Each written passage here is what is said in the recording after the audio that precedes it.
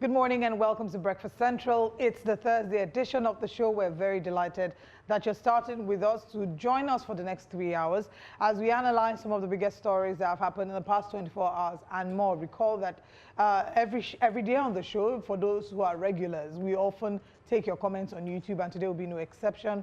So please head on to YouTube where we're streaming on News Central TV live via YouTube to drop your comments. You're welcome once again. I am Olive Emodi. And I'm Benga Bora. You're welcome to breakfast wherever you're watching us, from Orlando to Soweto. It's a pleasure to have you join us this morning on Nigeria's #1 breakfast show, where we bring you a potpourri of everything you need to start your day right. We give you insightful information, news, current affairs, and everything you need to stay informed on happenings in Nigeria and, of course, across the world. I am Benga Aborowa. Welcome to the program. Well, next time, maybe I would have to start first so that I won't be the one to start last, so that I can quickly say all the things Benga and Olive will say. Then I'll leave them hanging. Then I'll see what they're going to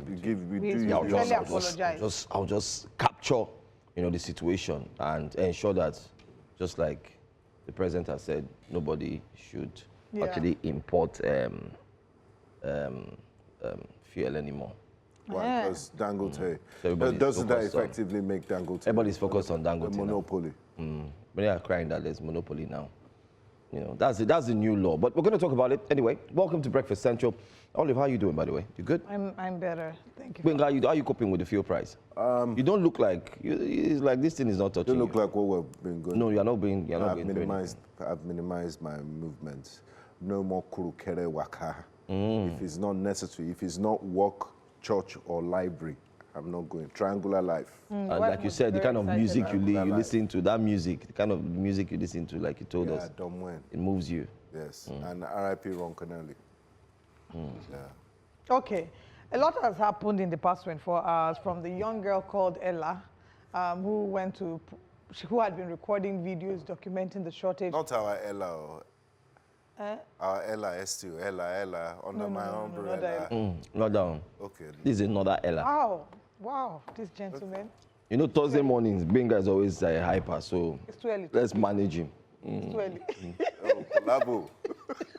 Okay, I did say that the young woman Ella she was posting videos from her bus stop at Ikorodu, where she was complaining about insufficient BRT buses. And in the course of posting, her videos have started gaining traction. And passengers whom she was supposed to be fighting for ganged up against her yesterday and protested and said she should not make any videos. She should go somewhere else. She should go to the park. And a man in the video threatened her that if she actually tried to grab a camera, physically assaulting her. There was even a video of another woman who had tried to hit her as well, sort of telling her that if you don't drop your phone, I'm going to seize it from you. Like, I'm going to seize your phone. As who? Under what authority? As a member of Lagos State Transport Authority, I don't know. But there's the positive side and the negative side to that. The positive side meaning that she's raised awareness for it. And there has been a response by Lagos Metropolitan Area Transport Authority, Lamata. Lamata has said that they're looking into it, and in their release they said they acknowledge the increasing demand for additional buses from the network, and the surge is largely driven by the relatively affordable and reliable services available within the public transport system in the context of global economic pressures. And they also say that they're working on it and urge her to respect people's privacy. And I'm putting that vis-a-vis what's happened in Kaduna State, where the governor of Kaduna State has provided CNG buses to ensure that this period where Nigerians are experiencing incredible hardship, that the citizens in Kaduna State can, be able to ply transport. I believe it is free, and you could hear them, a number of them thanking the governor, saying, another 4 years is sure for you. To be honest, I always say this on the show. A government that works does not need to do campaign. Your work will campaign for you. And as you're watching this, you can think off the top of your head about 1 or 2 governors that that will not really need to do much for campaigning, because they have shown working, and the citizens will vote for them. There was a governor that was shown working, but because he insulted a member of our constituency, I'm not going to throw my weight behind him anymore. I think that unless he apologizes. Are you talking about the Abia State governor, Governor Alex Oti? That's so bold. But beyond the insult of Anyway, I noticed something. Since head to head, I've noticed you guys are so bold now. You say things that come to your mind. No. Without fear or favor. You only fear God. Head to head. And when you're mediasa. Please, where is the producer? We need to remove Benga from this show. He's obviously consumed something last night. Something is wrong. Reflecting on the show this morning. But let's start the get into the proper conversation for today. We'll bring you updates and maybe try to have the young woman join us on the show to share how the impact has been so far.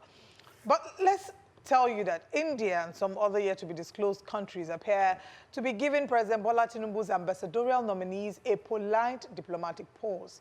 Sources within the presidency say India has already signaled hesitation in granting agreement to Nigeria's ambassador-designate to New Delhi, career diplomat Mohammad Dahiru, citing its long-standing policy of not receiving envoys from governments with less than 2 years left in office.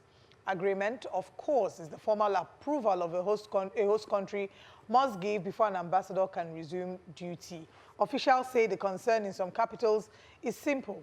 With Nigeria edging closer to another election season, any new government could quickly recall the envoys.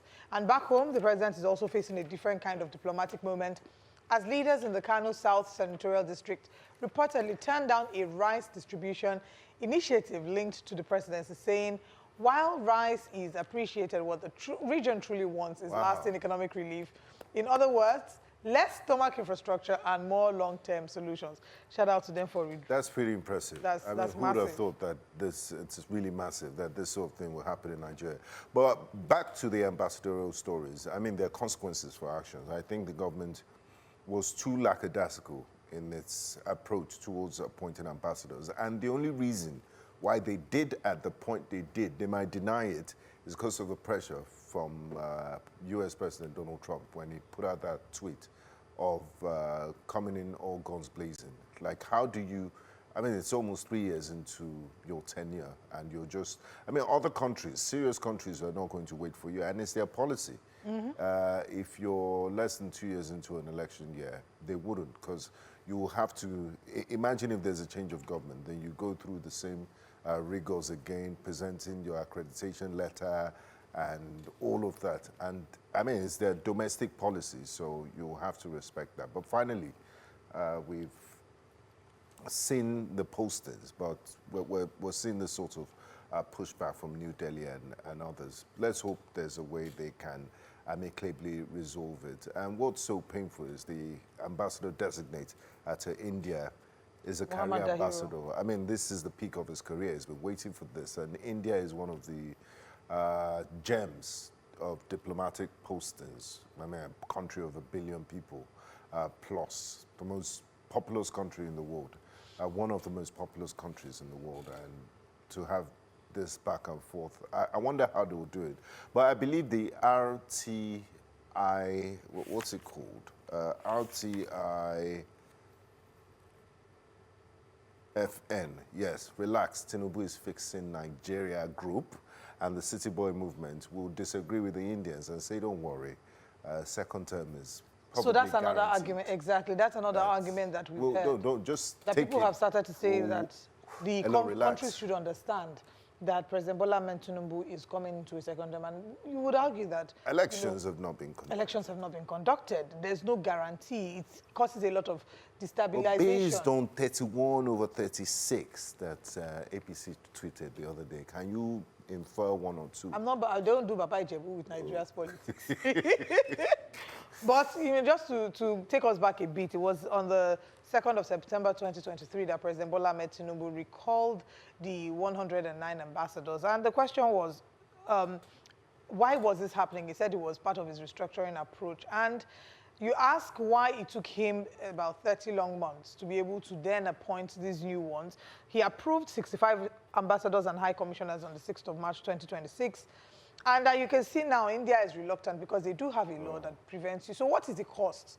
Let's look at what the opportunity cost of not having appointed ambassadors is. One, very recently during the fracas, I don't know if to call it a fracas, or the attack by the U.S. on Nigeria's, or the highlighting of Nigeria's insecurity challenges by U.S., where the U.S., accused Nigeria of a Christian genocide. Nigeria had to pay almost $9 million lobbying contract with the Washington firm DCI Group to clean Nigeria's image. Money they might not have had to part with if we had ambassadors. Very true. Right? There's also the talk of how FDI dropped in the first quarter of 2025 in comparison to the previous year, and how Nigeria missed a very key vote on West African security nations resolutions at the UN Council in 2024. Some will say, oh, but we have chargé d'affaires. There's only so much that chargé d'affaires can do. They can't interact with presidents. They can't have bilateral meetings in some sense.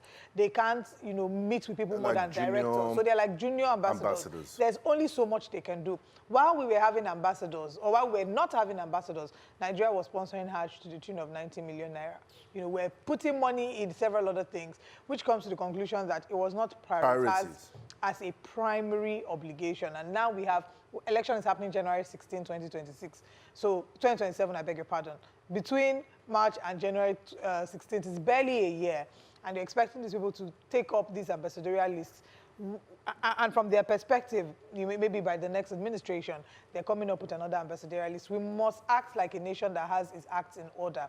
If there are laws, there's I think it's Section 4 of the Vienna Convention that says that you must get permission, you must get approval from the host nation. And if the host nation has a law that says we can't accept people under 2 years, I'm sure that the government is aware of this, and we should act like we have our acts together. Absolutely. I want to ask Johansson a question as someone who has followed events in River State very closely and passionately. Vice Admiral Ibok Ite Ebas has been posted to the Philippines. The last time I checked, the River State House of Assembly were going to probe his tenure as sole administrator to explain the disbursement of billions and to account for stewardship. But it's going to be all the way in Manila. How is that going to be possible? Zoom. Should they investigate him before he departs? That's if he has not left for Manila. Benga. No, that's the way politicians start. They use it to gather your thoughts. Benga, OT law is gone. So we won't hear anything about that. Forget about it. Anybody that's expecting to hear anything from that story is gone. And ambassadors... As a journalist covering stories for years, Benga, how many of these instances have you seen? In short, how many people have been brought to a conclusion? If there's no political motivation behind it. You have the white lie. Because the government, the law only works to its full extent. Yes. If you have wronged somebody politically. Exactly, or you're in opposition. If you're nobody. Or you're in opposition. Exactly. Where's the story? The White Lion. Where are we with the story? It should be back from a witness came out 2 days ago and said no, that whatever charges they put up against him, that he wasn't the one. He didn't defund. He wasn't the one who transferred. So who did? That he went to Bureau de Change and all that and so on. There's a lot. So the story is going back, forth, left, right, and so on and so forth. So let's leave that side. But then again, that's what it is concerning the ambassadors. And we're going to talk about that extensively. A guest will join us in the course of the program. Let's see the implications of not having ambassadors represent Nigeria in different countries. Although Reno Mokri has been dancing like never before. I mean, he is ambassador to Mexico. What's he doing in Kilimanjaro? He was thanking the president. He said, "President, thank you so much." That go to the mountaintop. And sing with our national... They were singing. At some point, I was expecting that maybe he would have knelt down, and do some praise and worship. Because it's not easy to have talked against somebody, and then all of a sudden the person turns around. That's why I went to Africa's highest peak. I forgive you. And when the person forgives you, the person gives you, an appointment and tells you to go to the place where you said he was known for some serious crimes. Tells you, go there. Now you go there and go and clean it up. You said it, go and work. Exactly. And he said, oh, I'm so happy. It's the best thing to happen, so on. But come back home. Let's come back home. A video has been circulating online, and that video has got to do with the fact that palliatives have been provided once again. In Nigeria, when there is a serious issue, be it crisis, be it economic issues, the only way you solve it is with rice. Is give rice. I think if somebody is sick, give rice. If a well-known person dies, give rice. If there's electricity challenge, like now, no power, no light, they are giving rice. If the roads are bad, people cannot travel, give them rice. No, that one is not rice. You give them CNG kit. No, it's rice, because the CNG will not. Being that we're here, we'll see the issue of the CNG. The video you see on the screen there before this video, there is another video circulating online showing how these palliatives were lined up.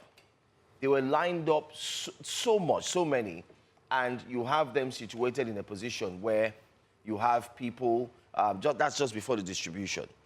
You see the rice, it comes with oil, what people call oye, you know, and, you know, a little pack and so on. The aim to help the people, to help them manage the situation of things and cushion the effect of, you know, pain and suffering.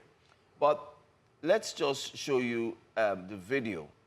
After that, after the palliatives were shared, a few northern leaders, and you could also say some who have decided to say enough is enough, came out and said, listen, we're not going to accept this rice, this bag of rice that you're sharing.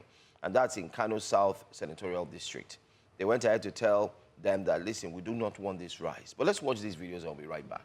Wannan shinkafa karɓarta walaƙanci ne, karɓarta tozarta kai ne, karɓarta talauci ne, karɓarta wani sha'ani ne na siyasa wanda duk shekara ake ba wa mutane. Saboda haka, kai ma dan majalisar haɗe da auya kafa Hausa a matsayinka na mai gidana.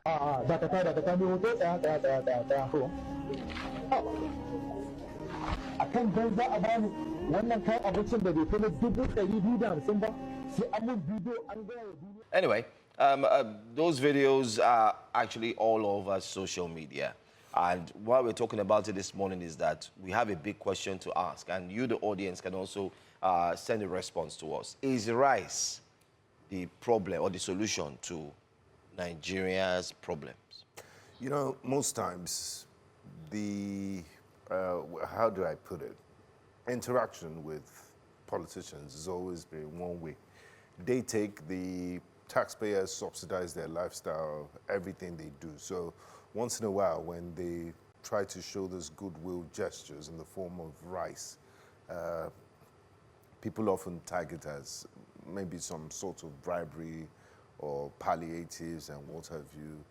But I want to know the reason. I mean, they said it that, look, we prefer effective governance. But others have argued that, look, these things that come once in a while, afterwards, also your taxpayers, that it's your taxpayer funds, that they use to purchase it. So is it not better that you keep this bag of rice? It will be useful to you in one way or the other. But you know, you're conscious enough to know if that politician worked or not. So why not receive it and do what your heart desires and what your heart pleases. So but again, on the flip side, rejecting it does send a message that, look, we're tired of rice and you need to do the needful. And it speaks of pride, which is something very positive and something to hold on to. Kudos to them. Kudos to them for rejecting it, because that's not typically the norm. In fact, the way that we have justified collecting of palliatives is that they say, oh, during elections, where we typically see palliatives shared the most, they will say, I'll collect it, but I'll vote who I want to vote. But for them to outrightly stand up and say they're rejecting it, kudos to them. And I hope that this births a new wave amongst Nigerian citizens to let us know that you cannot continue to be Esau and sell your birthright for a plate of pottage. You can't continue to do that because the consequences are dire. What you pay for in the long run will be worse than that. Rice, you will eat the rice will digest and you pass it out in the sewage. How long will the rice last? We can't continue to make politicians feel that it's enough for you to just give a bag of rice and everything is sorted. So kudos to these young men. Well, still talking about... And kudos to you, Olive, for promoting a healthy way of life and sustaining our environment, because you said pass it on in the sewage, not open defecation for those who might be trying it. If you try it in Lagos, you'll be arrested. Okay, that's a very valid, very valid point that Benga highlighted. But let's hear what Nigerians are saying. Before then, we must mention that we're streaming live on YouTube, News Central TV Live. So please feel free to drop your reaction to this story. Your agreement or disagreement is very much welcome. We'll take comments from YouTube after we take comments from X. But let's head to X first of all. Now, our first tweet on X says, I can wager Tinubu never wanted to appoint any ambassadors in the first place. Hence, rejecting them serves his purpose but does not remove the shame, blame, and embarrassment his unpreparedness unleashed on the entire nation. Can't just get even the simplest task right, according to Chukudi Undubuka.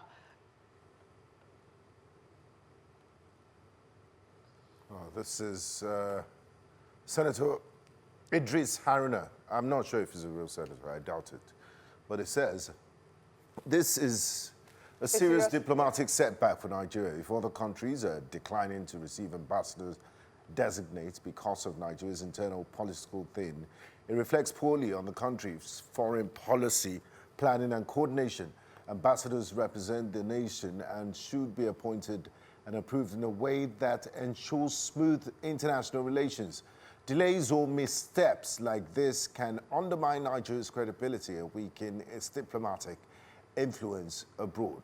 Stronger foresight and strategic planning are urgently needed to prevent such embarrassments. I hope we're learning.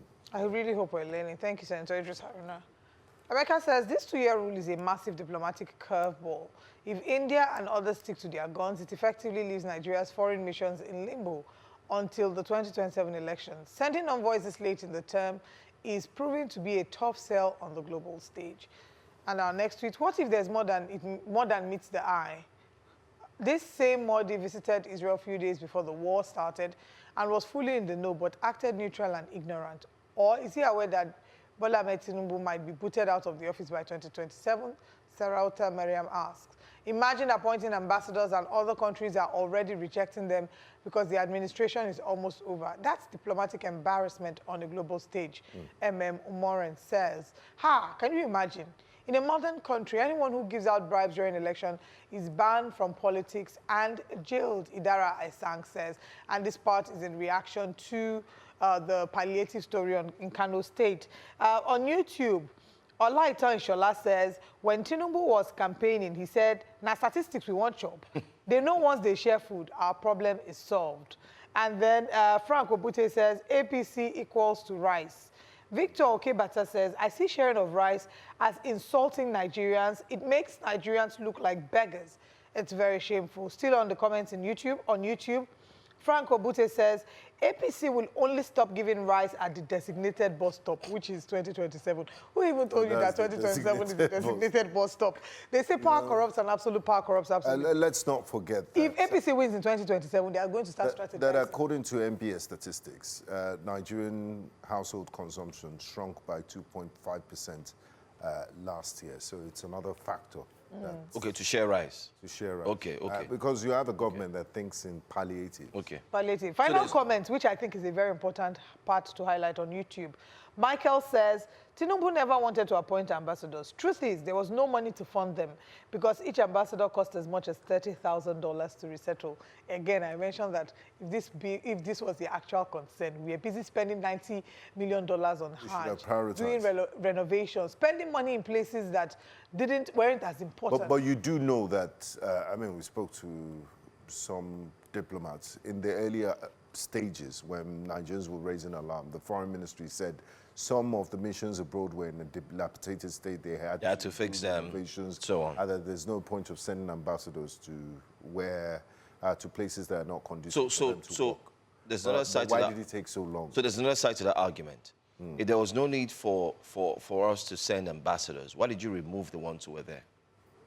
It's only common. It's only common. I guess sensical. They were appointed by the last government. It doesn't matter if you don't have a replacement. Continuation of if you don't have a replacement, and besides, remember that it's still the same political party. APC. So it's just simply saying, okay, fine, take everybody out, tell them to come back. The missions, tell them to come back. But then again, do we have funds? Whether we like it or not, let's not mince words. While we know that the federal government is working hard on other areas trying to solve issues, we've also seen this quick decision-making, which at the end of the day comes back to bite them in the back. Because you make a decision very quickly, you later on sit back and say, oh, why did we make this mistake? And we've seen it happen way too many times. But then again, is sharing of rice the solution to Nigeria's problems? I think that's one of the biggest questions. And we like your comments, so keep them coming. But let's go to another story right now and see if sharing of rice will solve this problem. Permit me to go to this one. Nigeria's Minister of Power. Yes, I did see that video, and I wondered if he was going to use rice to solve this one. Adebayo Adelabu. Maybe you can add a little bit of rice to the national grid. Whether the national grid will eat rice. The national grid seems to have hit a gridlock. Actually, that's very valid. He has called on Nigerians. The Minister of Power is calling on you, yes, you watching us now, and all Nigerians, to remain patient and place their trust and focus on the administration of President Bola Tinubu as efforts to transform the country's power sector gather momentum. Speaking on the government's plans, Adewole urged citizens to have faith. I have to stress that, so you take note. Faith. Saying it would only take a little patience before the benefits of the reforms become evident. Wow. Yes, explained that President Tinubu envisions the power sector as a key driver of economic growth, boosting performance in other critical sectors, and emphasized that the government is fully backing these initiatives. Don't take my word for it. Let's listen to the Minister of Power, and we'll come back and tell you some more. Those are to all Nigerians that they should have the trust in this administration. They should have the confidence in this administration. It only takes little time, little patience for them to start seeing the laudable plan that Mr. President Adewole Bola Tinubu, DCFI, has for this sector. He says that he wants to use this sector to drive optimal performance in other sectors. And he's giving us the support, he's giving us the backing. So we want to enjoy people at home to give us that chance. Well, in that amateur video, you did see the minister telling you, Nigerians, to have faith and that just give more time, more time. The questions are as follows. 1, do you have power, light, NEPA, what you call NEPA or PCN? Are they working in your house? Do you have light now? Maybe you're using the gen or your mobile device to watch News Central this morning, but that's fine, or you're burning diesel. Okay, that's 1. 2, can somebody also inform the Minister of Power that this is not campaign season? It is during campaigns that they tell people, oh, we are going to do this. Exactly. Oh, have faith in us. Give us time. When we enter, we'll change things. This is almost 3 years. So it is not campaign season. The last time I checked, he was the minister. So why is he referring to the president and saying the president has said he will give him support? Support for what? Remember, the minister did band A, B, C, D, and E. So how come all of a sudden he's saying, okay, wait, the president will... And like I said, it's not campaign season. Number 2, he's saying we should have faith. The last time I checked, guys, faith follows the things that are heard and seen. You have faith when you see something manifest. You have faith when you hear of the things happening. However, I'm coming on. How do you now want me sitting down here this morning? I'm just one out of 280 million Nigerians to have faith when the president himself, in whom you are saying we should have faith in, has moved Aso Rock away from the grid. Exactly. And has now put it on solar. What better message does that send that it doesn't have confidence in the power sector for them to go off grid? Benga, the Aso Rock is now independent on of solar, grid wahala. Meaning that the person even telling us to have faith and saying we should have faith in his, superior or the president of the Federal Republic of Nigeria did not do his fact check to see that, oh, while I was telling them to have faith, I forgot that the presidency has also moved away from the power grid. They are now on solar. Can you make some form of understanding in this case? I don't understand. All right. The Minister of Power has gotten himself a nickname. It's a Yoruba nickname, and if you interpreted it or translated it to English, it would be the King of Darkness. You know, wow. Okiki, there's the Okiki of, I've forgotten how it's online. That's what they're calling it. There's a name that he's been given. It's not from us, it's online. In countries where people realize that actions had consequences, just as inactions also have consequences, he would not dare to run for governorship because he would realize that the scorecard by which citizens would measure his performance would be how he has served as minister. And then if he's done a great job as minister, then he would be confident enough to run for governor, knowing that the fact speaks for itself, res ipsa loquitur. Unfortunately, that is not the situation here. What we're seeing is the minister, there's the allegation of a brazen attempt to run for governorship. And Nigerians should decide at the polls. Well, in such an important portfolio. If you look on YouTube, see comments. People that are even fully concentrated as ministers, they've not solved the issue. You are now half minister, half politician. It's really, really sad. On YouTube, we can see people saying, this is the worst minister of power for now. We have never had it this bad. What patience? Nonsense. This is ridiculous. No electricity for the past 2 months. No light in house for over 2 weeks. And, you know, someone says, thank you so much for your commentary on electricity. Nigeria will soon revolt over exploitation. It's really sad that right now we're even experiencing a terrible heat wave. And then people can't, you put the terrible heat wave to the lack of access to power. It's almost and like then fuel price, three things. And then fuel price. So much. So it's not like you can even buy fuel. Much. It's not like you can even buy fuel to be able to combat the heat situation. It's really, really sad, you know, what's happening here. And but let's take comments on X, and then we'll come back. No wonder that person said this has been the worst power minister ever. Laudable plans. After 3 years in office, I thought he said once he gets there, he will hit the ground running. What's happened? My people, it's close to election again, and this is the same tactics they keep using every now and then. Don't fall for this one. Vote them out.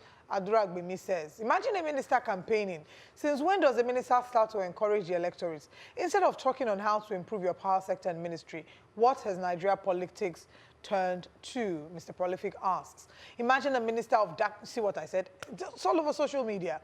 A minister of darkness asking Nigerians to trust the administration while there's no electricity. Patience is one thing, but this is beyond frustrating, Mr. Darkness, they say.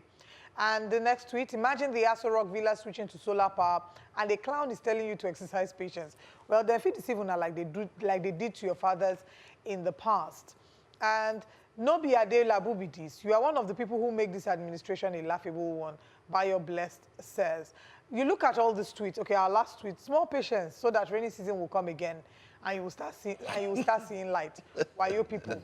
Funny thing is that even during rainy season, the one thing Nigerians know is that once there's a flicker of lightning or thunder, your power is out. Gone. It's gone, Otilo. So again, just to mention that electricity is a fundamental part of our existence.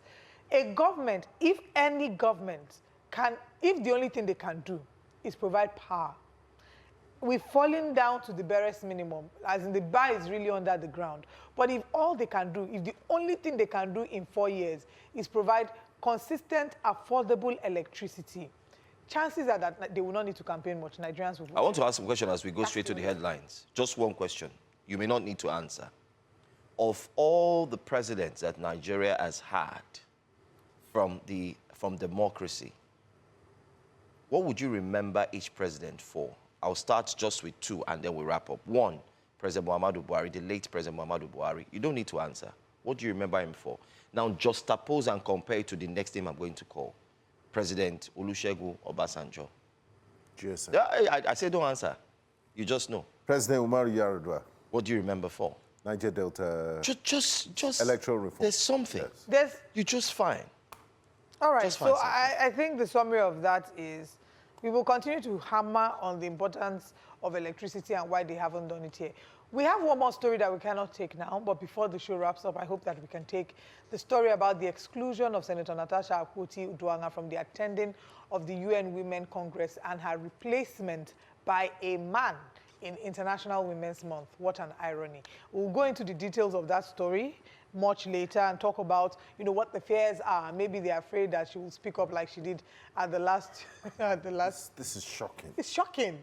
It's shocking. I mean, if I'm a newspaper editor, I will file this story under strange happenings. Nkombe. Actually, I agree. We'll take this story in detail much later during the show, but you can head to YouTube where we're streaming live to drop your comments ahead of time. Let's now share with you what our top stories are this morning. Our top stories this morning on Breakfast Central. Very interesting one. I love this one. Proposed jail term for dual party membership registration. Senate confirms Taiwo Oyedele's nomination as Minister of State for Finance. Congratulations to the taxman. India, others reject Tinubu's envoys over tenure policy. Would also be analyzing the state of the nation as many things are happening, really, from electricity to fuel and the like. So we'll have a little patience. Exactly. Newspaper front pages this morning. Our analysts will join us and we'll open the phone lines at that point. Stay with us.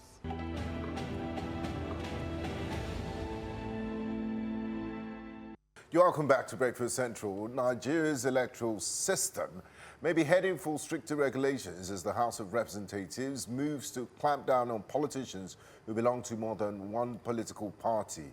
Lawmakers have passed an amendment to the Electoral Act 2026 that would criminalize dual-party membership, proposing stiff penalties for individuals who maintain affiliations with multiple political parties at the same time.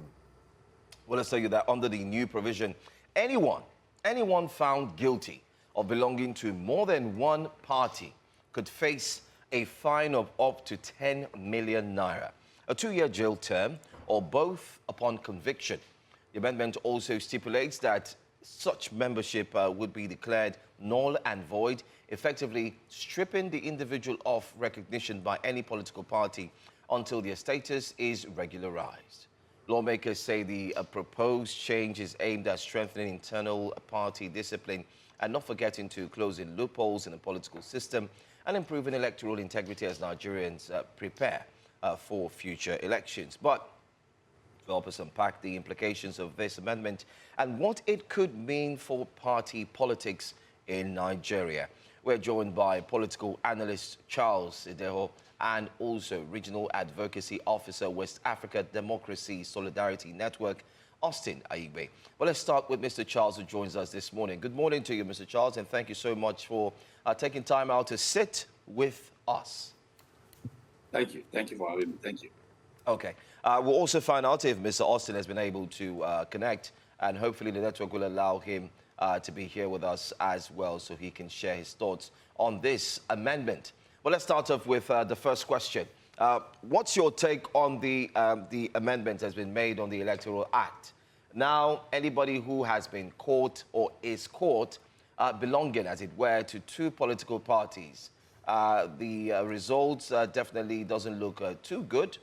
Many say 10 million is too small a money or amount for such persons. It should have been 100 million and so on and so forth. But let's get your thoughts on the amendment. Okay. Well, I think it's a good one. It seems what it does seem is that the people charged with the responsibility of making laws for all in this country, they are beginning to think positively. But that's where it ends. If you look at it the way I'm looking at it, that's where it ends, because I feel that it's not far-reaching enough at all. Because it's like you are treating the issue regarding an ant and leaving the issue of the giant. Without any attention. I will explain what I mean.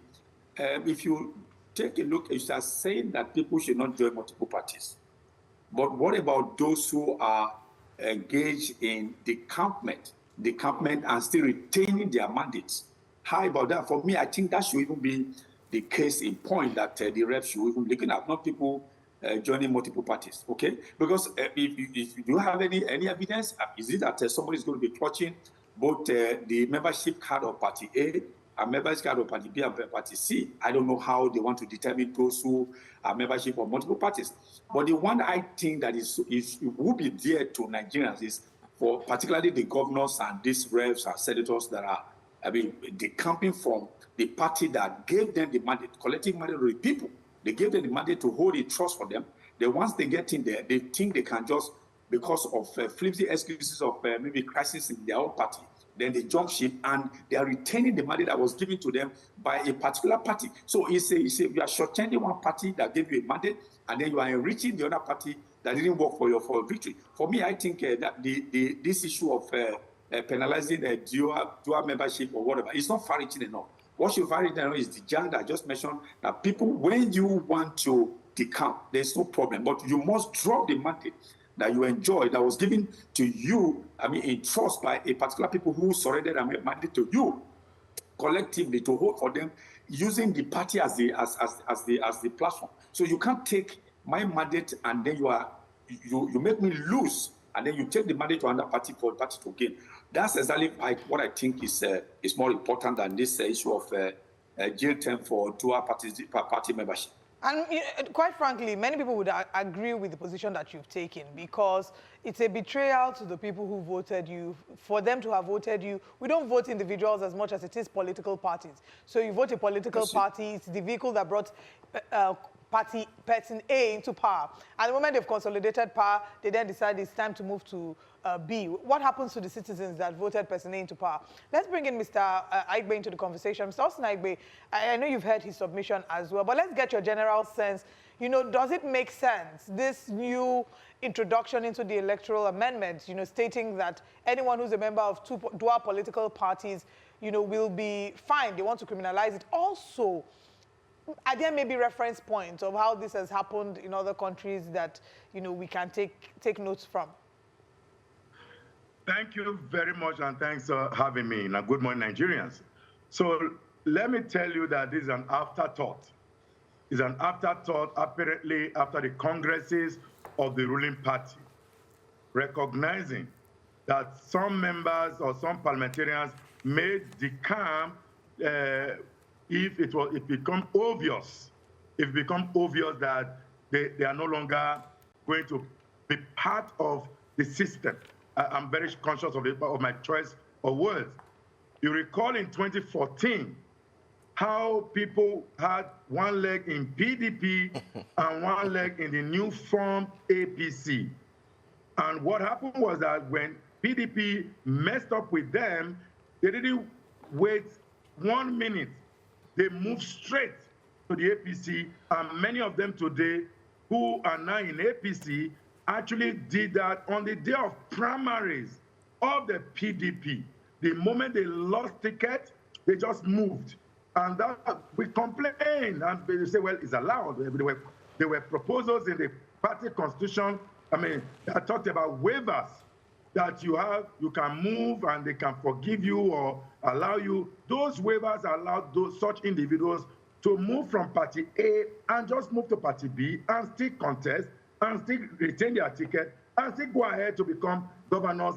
We know many of them in the 2015 election who moved from PDP and immediately to APC, they became governors. Many of them became senators with the bandwagon that happened in that 2015 election. So I think what APC is trying to avoid is the 2014 episode. They know as we speak that it is possible because of the congresses, like I said, many of them, particularly parliamentarians, who did all of the malfeasance in the Electoral Act 2026, they're a bit afraid that the structure of the state that has been given to the governors who just moved to their party, moving in with new individuals, their former competitors, their former opposition people, now in their party, and the structure of that party is now with the former opposition. So what that means is that they no longer hold any advantage in their party, talking about the ruling party. So what is better, like I said, it's an afterthought. So what is happening is we need to keep those individuals not to move from our party to the ADC. So they are trying to shut the door against these individuals. They know the way the electoral system is, by the timeline, by April, primaries should be holding. And there are timelines that if you don't join two parties now, you may not be able to contest if you lose in your party, if you lose primaries in your party. That is the idea behind this. And it's shameful that the parliamentarians who shut the door in Section 84 of the Electoral Act, meanwhile political parties are asking the National Assembly to review Section 84 that talked about just congresses and direct primaries for the selection of candidates. They did not do that, which is a priority. They did not go ahead to remove the caveat in Section Section 63 that talked about communication failure in the electronic transmission of results. They did not go ahead to remove that, which has become a conversation after the signing of, after the assent by the president. You just see they coming out to protect themselves. And I think rather than protect the people, rather than strengthen democracy, what they want to do is to stop movement before election. This time there's no decamping. Just to quickly speak to what Mr. Charles said, the truth is that one of the members yesterday asked the question on the floor of the House that to say, if I move from my party to another party, would I not have my name in two political parties and that some individuals will go pick it up that I have my name? And the response from the Deputy Speaker, which I felt very ashamed of, again, was that when you submit a letter that letter suffices as your movement. But he forgot to understand that the letters are submitted at the floor of the House, not in the party. That if you submit the letter in the party can decline acceptance of that party. So of that letter, when that happens, will you go ahead because you submitted the letter on the floor of the House? Is it the floor of the House that elected you to become a parliamentarian? If not, they must put a caveat, if at all they want to do it well, put a caveat to say, your political party must accept your resignation, not to use the Tea Party strategy that we normally see, that is a problem in my party because it's an unresolved problem. I can no longer stay in the party. You moved without any negotiation with your party that brought you to power, and then you go ahead to submit one letter at the floor of the House, and it is read before the members, and the media takes it out, then becomes defection, it becomes movement. No. If you defect without your party giving you a letter of defection, that means that you will have your name and political parties. So it will be criminal. Thank you very much. I'd like to bring Mr. Charles Dale back into the conversation. Now, so many people have said that, this law, on the face of it, would likely strengthen our democracy. But others have pointed to the fact that, the law might be inadequate in some areas. And when I speak of some areas, I'm sure the example that comes to everybody's mind is the FCT minister. He's a card-carrying member of the People's Democratic Party, but his activities and everything he does, even though he claims to be a member of a government of national unity, looks to be working against the interest of his own political party. He's even openly endorsed Mr. President for a second term. Do you think this law should, maybe extend towards people like him or people that are in political parties but obviously work against the interest of their parties? Okay, well, that's an interesting one. But for now, I think Wike, the gentleman, is very smart. If you look at how he's been carrying out it, for me, by my estimation, he's very smart. He has not said he has left his party. He has not even, I don't think there's anything in the media report that he ever attended any meeting of the APC or any other party. What he's been doing is that even though he's been accused of working against the interests of some party and then working for the interest of the party that he's serving in, I think his creativity in trying to balance the whole thing is what has stood him out so far. But maybe what might be, because the letters of the proposal doesn't state that if you are working against a particular party, it didn't state. So he said the proposal is talking about criminalizing dual party membership registration. That's what the law is saying. So whatever happening, there's no way it's going to incriminate people like Wike or his ilk.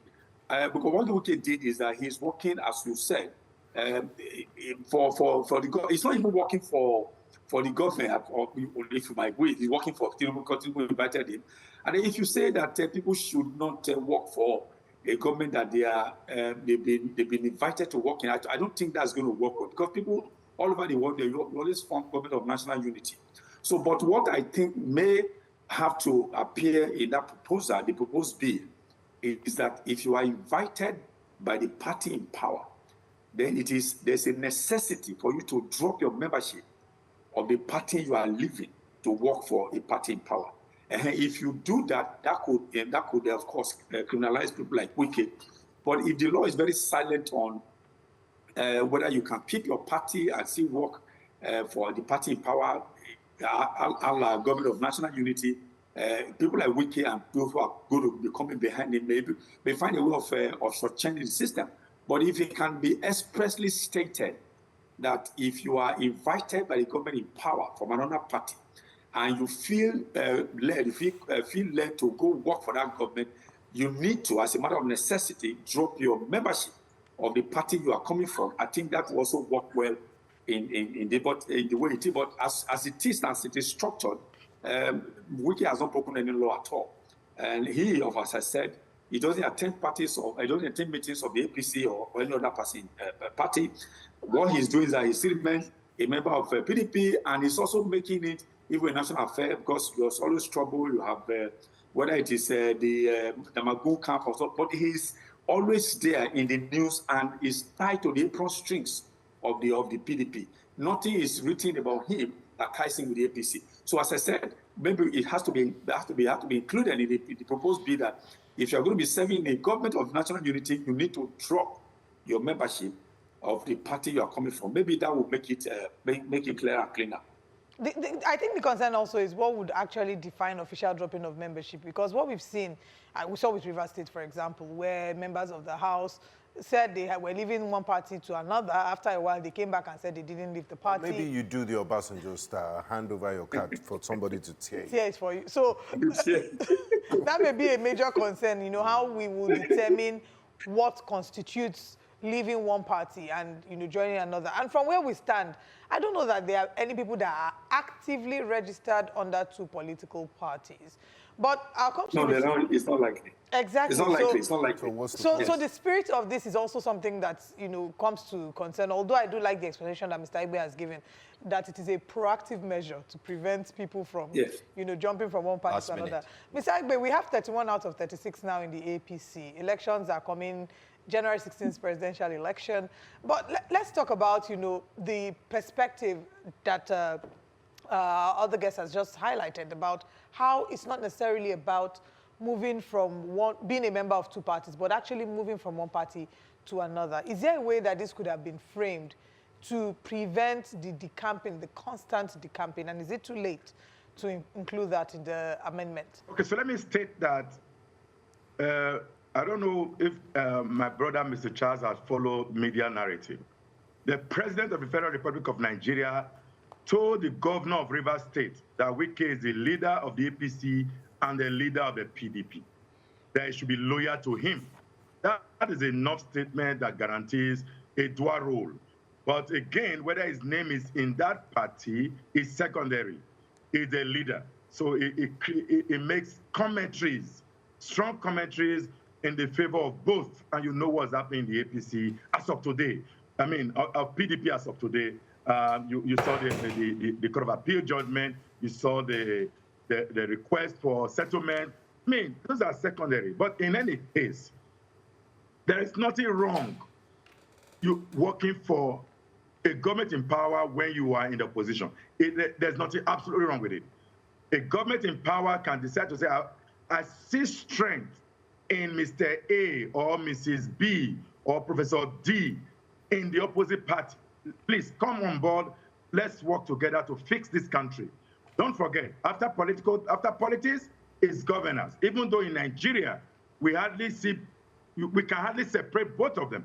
Governance is embedded in politics. Politics is embedded in governance. So they work pari passu. You recall that former President Olusegun Obasanjo had brought in people to support the administration who were not party holders, who were not party card holders. Eventually, even though we later knew that they went to pick up party card based on pressure from their own state and local.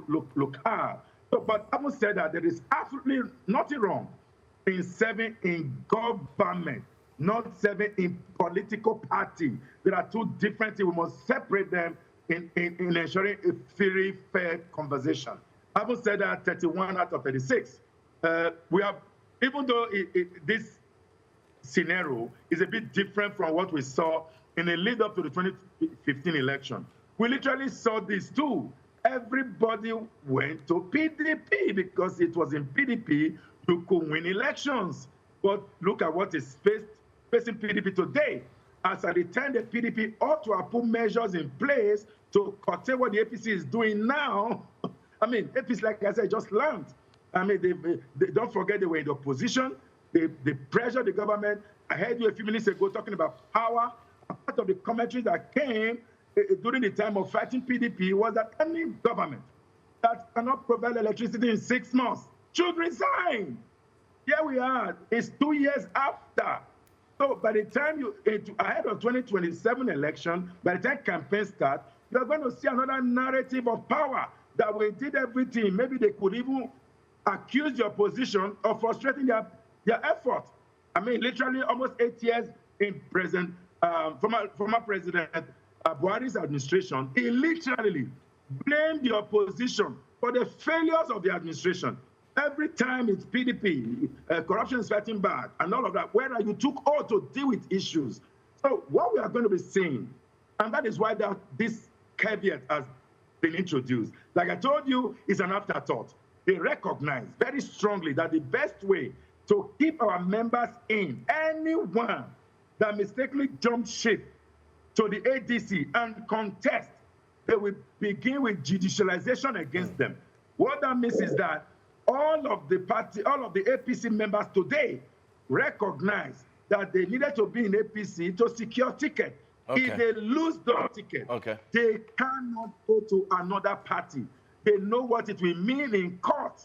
So by the time you eventually win as ADC, maybe you jump ship from PDP to ADC and you win. The APC will file charges against you that your name is on their list. And by this law, you will either pay 10 million or you go for a jail term, but you may end up losing that seat. And that is the whole idea. And this APC is thinking ahead of time, and it is very strategic. All right. Thank you so much, gentlemen, for speaking on this latest development. We'll look forward to hear from the opposition, or better still, other political parties and politicians on what they think. But you've shared your thoughts as experts who have been following the political landscape, and we thank you so much. Thank you for joining us. Thank you. Thank you. All right. I'll tell you what's coming up next here on Breakfast Central for the second hour. Second hour, we're taking a look at state of the nation, from politics, not forgetting to Nigeria's current economic challenges and insecurity. India, others reject Tinubu's envoys. And we'll talk about that. Reps passed legislation to ban dual citizenship members, and we just talked about that as well. More insights on that story. Stay with us.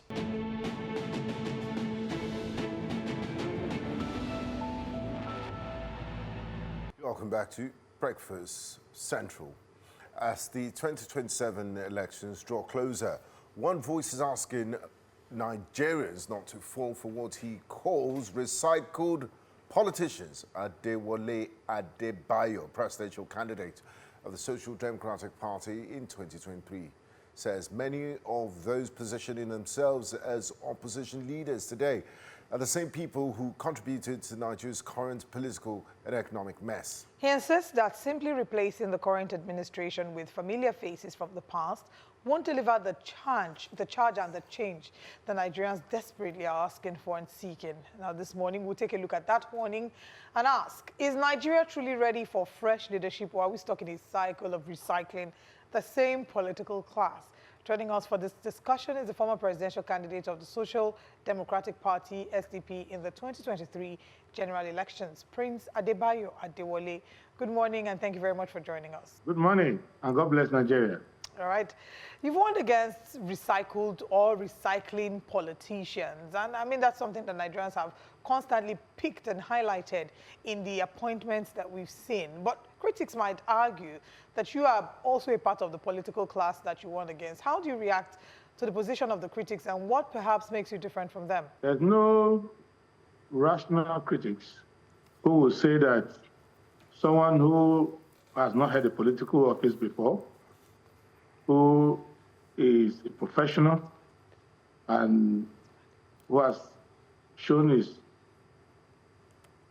ability to stay in the same political party for 34 years or so, and who is not part of the rot that has brought us to where we are today, and who has been advocating an alternative philosophy over the years, is part of the system. That every criticism has to have some grain of information or fact to back it. So we are fresh. The only time we run for office was last time, 2023. Before then, just being a good citizen and practicing my profession and contributing immensely to the growth of the country, but not part of those who have been making the bad decisions or benefiting from it. So it's clear. I don't think we need to waste time on such an obvious distinction. Let's look at politics, as it were. I mean, yes, of course, the SDP has been there for a very long time. Remember the good old days, and here you are again. And we're looking at the state of the nation in this conversation. Just not long ago, the Assembly had passed another amendment bill, as it were, to look at the fact that one person cannot belong to two political parties. Many have called this a witch hunt. Some have said it's just a way to ensure that all the politicians who are tiptoeing and putting one leg on their party and another one likely about to join the APC can decide to do that now before the primaries begin. What do you make of this latest development, especially looking at the fact that most political parties or politicians, in quotes, are moving to the APC? The APC put out a tweet just yesterday. They said, the day before yesterday, saying 31/36.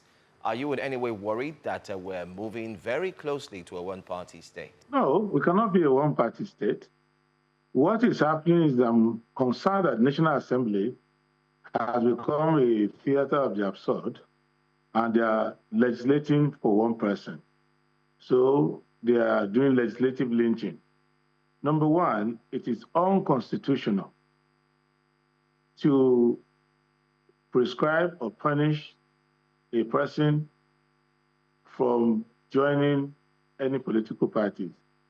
It's against Section 40 of the Constitution. So that provision of the Electoral Act is unconstitutional, ultra-vires, and overreaching. So you cannot legislate that someone cannot join 3 political parties if they want to. What the law says is that you can only be sponsored in an election by one political party. So I think that they don't understand what democracy is about, and it's the anxiety of President Tinubu and the APC to ring-fence the prison where they have captured their politicians. Because many of these politicians who have no long-term game, who have no commitment, once they lose the election or their party is not in power, they will go and join those who are in power to take benefits of the government. And when the government is crumbling, like that of President Tinubu now is crumbling, they will start to jump ship. So this, what President Tinubu is doing and APC is doing, is the equivalent of the captain of the Titanic saying that no one should jump out of the ship. We are going to sink together. So that's what they are doing. That is just for the survival of APC, because APC knows that those who are inside there are there mainly at gunpoint, and they know the ship is sinking, and the ship is sinking principally because no matter how talented you are in politics, as the president is talented, you need to perform. So you cannot be a chef who dresses so well and wearing the best gear up to head to toe. The people are sitting at the table, you are not bringing out food. They are going to realize that we didn't hire the chef to become a superstar. The chef at least needs to give us some food. So President Tinubu is in government for about 3 years now. He's been in power forever, but he's in government for about 3 years. And he's accumulating all these political liabilities and picking up every politician who is unemployed or who is eager to be part of something. And they have lists and lists of names in their party of sterilized and moribund politicians whom they cannot use in their government. They cannot use in the other agencies that they are supervising. Many people are waiting to become ambassador. Out of the ambassadors chosen, they have hundreds of names that they had penciled down for ambassadorship, board membership, and all sorts of mirage of appointments that have never come. So now politics is coming. The party in power is going to face an examination. And they know that the state of the economy is bad, the state of security is bad, the state of general welfare in the country is bad, the general happiness of Nigerians is low, and the confidence of Nigeria in APC and President Tinubu is at historic lows. So what they know is that any moment from now, the APC will crumble, many of the people who are in their party will start jumping ship. So what they did is to pass a law that says, if you leave the boss, you will not live to tell the story. So it's just like anti-snitching. When you have mafia, they have anti-snitching code. If you go and snitch, we kill you. So what they are trying to do is, if you leave us, we put you in jail. So but it's unconstitutional. I don't think any politician should be worried about that. There's no magistrate or judge or anyone who is going to jail somebody under this lousy law. Law makes no sense. You have a constitutional right to belong to any association you like. And so you can belong to party A, party B, party C, it's your choice. But when you are going to INEC to be nominated for an office, yes, you can't be running for the governor of Kano State at the same time running for Kano Central Senatorial District. You can't do that. And then you can't be a candidate of two parties in the same election. But let me tell you something clearly, that these lawmakers who are now like lawbreakers, and that's why I say the way we can start our republic, restart it, is to make sure that every member of the National Assembly is voted out. Just vote them out, because they don't know what they are doing. In fact, for all the problems that we are complaining about, President Tinubu, the National Assembly is the enabler, because they are the one who have number one duty to ensure that the executive obeys the Constitution and all the laws passed by the National Assembly. They are not doing that. What they do now is to do a la carte legislation. So they sit down with their rubber stamp in their hand, and the executive sends them any bill that is going to fix their problems of that day. So they are legislating by bucks and fixes. That's one reason why we should set them out. Second reason why we should set them out is that they themselves who passed this law have changed from, many of them have changed from the political party that sent them to the National Assembly, including one that is a member of the SDP, and he is caucusing with the APC. That is Adewole Adebayo of Nasarawa State. And when we ask him, hey, you won this election because the Nasarawa people love the SDP. We won the two senates there and other positions. He said, I have not left. Have I resigned? I have not resigned. So we now are not able to expel him because he hasn't resigned. So, sorry. And if we call anything... Prince Adebayo, yes. Sorry. You're talking about who now? Aliyu Wadada, for example. All right. Okay, just hold your thoughts. We'd like to get more information on that highlight you just made. We'll go on a quick break. We have bills to pay. But when we come back, we'd like you to continue from where you stopped.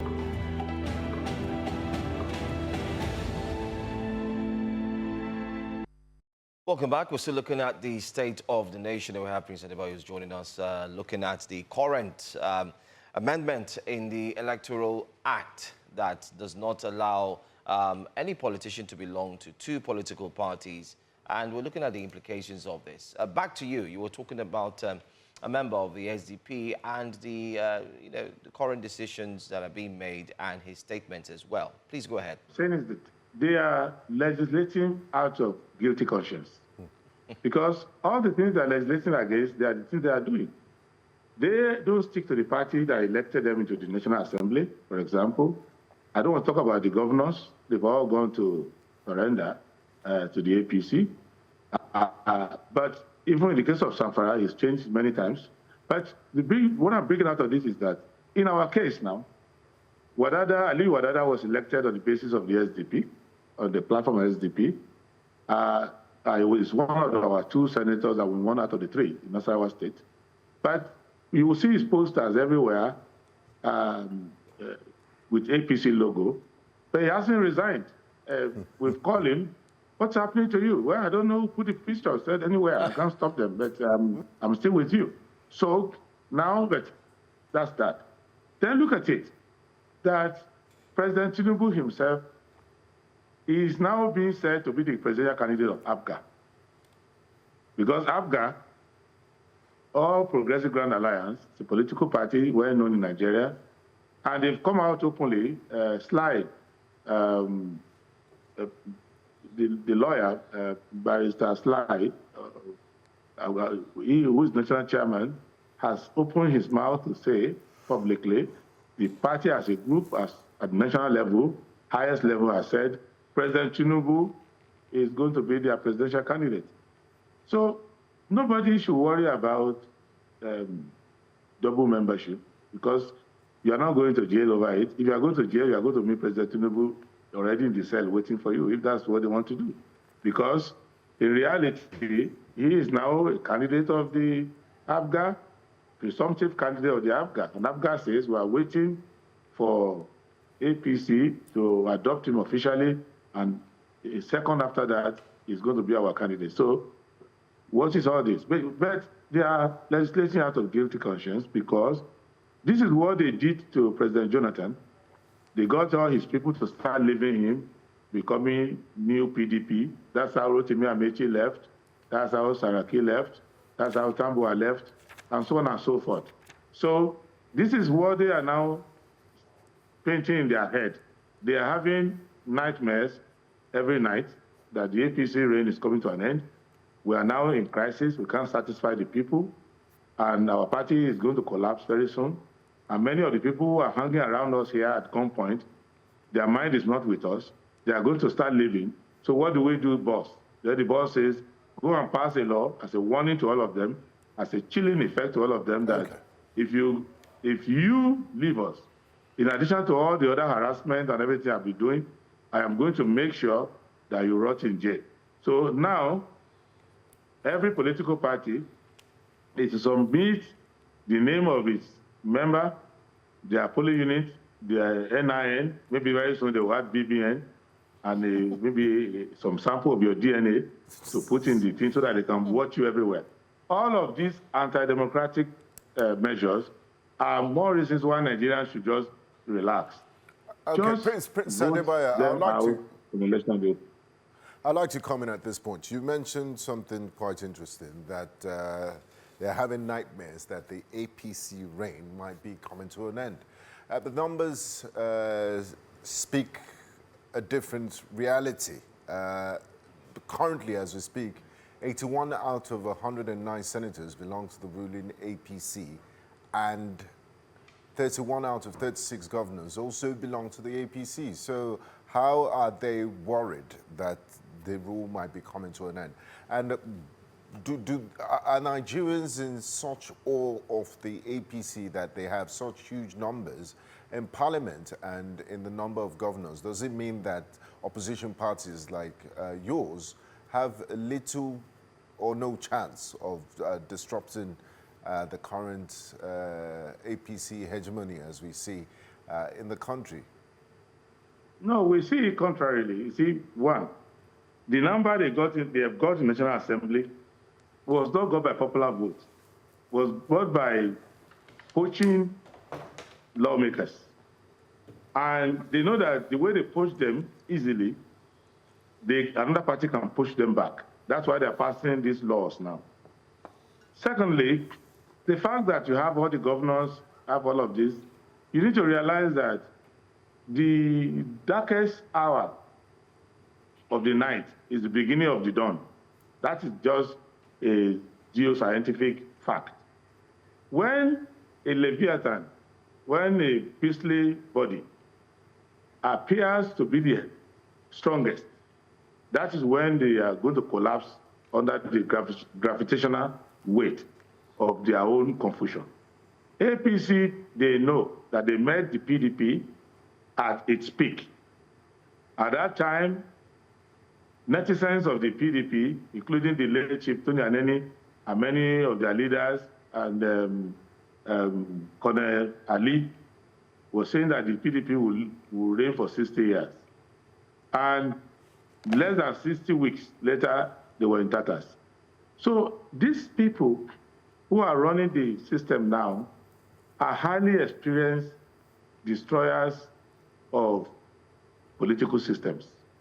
And they know what they are imagining and speculating in their mind, and they are running scenarios in their head of how they were going to collapse. Secondly, they also know from the interactions of their members that not all of them wearing that funny swastika cap is happy. They know that the enemies within are just waiting for a weak hour before they start to manifest. So this legislation is not principally targeted at the opposition, SDP, other parties. It is targeted at the inmates of their own political prison. Like, we are going to sink together, no matter what happens. If the president doesn't win, none of you goes anywhere, we are going to lose together. So you better do what you can. It's like the captain who took his unprepared army to a battle and then set their ship on fire. They know that there's no means of escaping anymore. So this is the same principle of running a penitentiary. You lock all the doors and nobody can get out. So what I'm bringing out is the fact that what is happening at the level of the political elite is not what is happening. So you can go to state by state. The fact that you capture the government or the governor doesn't mean people are happy with you. And the people who are going to make the final say, these governors are not going to have the final say. And that is what they are trying to do now, to say, okay, we are going to ensure that all these people whom we have captured, we will make it impossible for them to leave. We can't do justice to all of them. So those who, at the beginning of the primaries, will start to see signs that they are losing out, they are not getting any out of this system, we are going to bottle them in. So that is their own problem. The only reason why you and I are discussing it is because, one, it sets panic across the political landscape. Ordinary Nigerians who don't have any of the machinations in their mind are thinking, am I going to just sit down at home and get arrested because I used to be a member of the Labour Party, now I've gone to ADC, will I have to worry myself, go and claim my name from there or get an affidavit or whatever? I'm a lawyer, people consult me. Can you help me search if they put my name in any political party? I don't want trouble.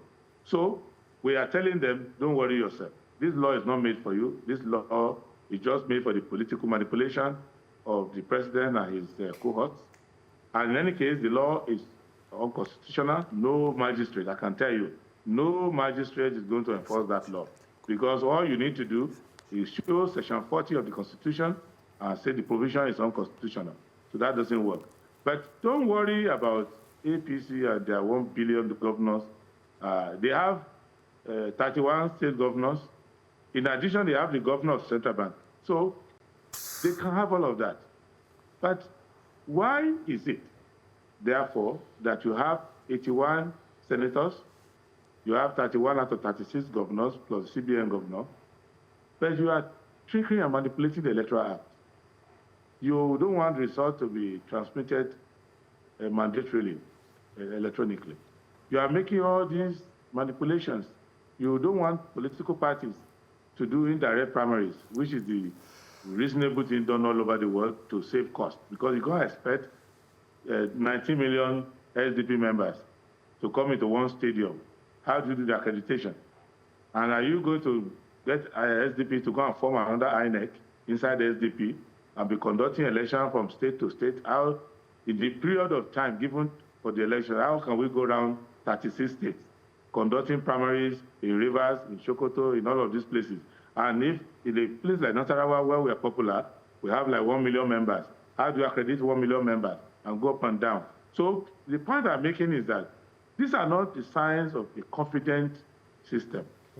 These are signs of a system that is facing bankruptcy, that is facing imminent collapse, that is just trying to say, okay, I am not good enough.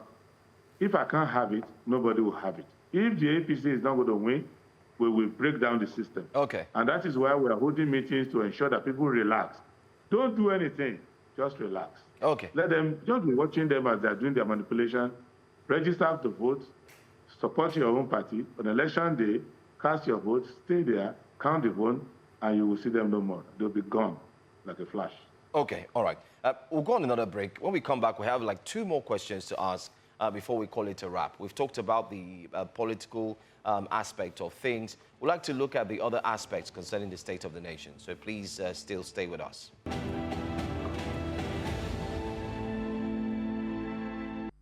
Welcome back. Thanks for staying with us, Binga. While during the break, we're looking at the next phase, which is a case of insecurity. And we still have Prince Adewole Adebayo with us. Adewole Adebayo. Yes, SDP presidential candidate in the 2023 elections.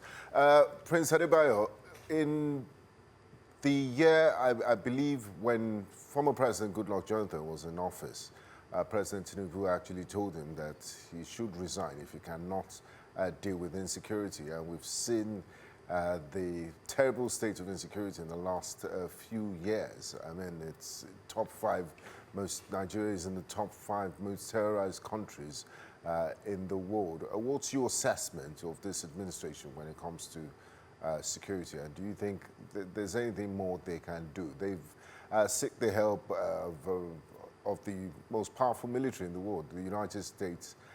They call it a partnership, but it hasn't changed the realities on the ground.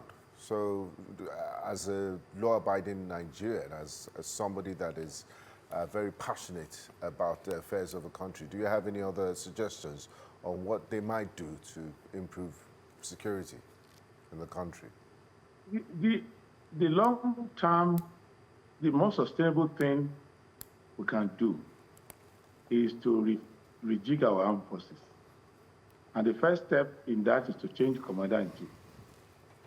President Tinubu, 3 months ago, I said he should resign. And I think that was around October or so. I said he should resign the office. And people thought maybe it was a political statement. But it's not a political statement. He should resign the office because he can't perform the office.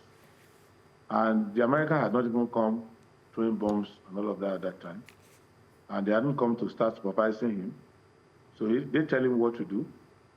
And some he can do, some he can't. And the idea that President Tinubu told President Jonathan to resign, it was correct at that time because President Jonathan was not having a hang on the security situation. But it's worse under President Tinubu now. So the only problem I have with President Tinubu is that instead of resigning, he just abandoned the job. He's not doing it. So effectively, in principle, he's resigned to fate.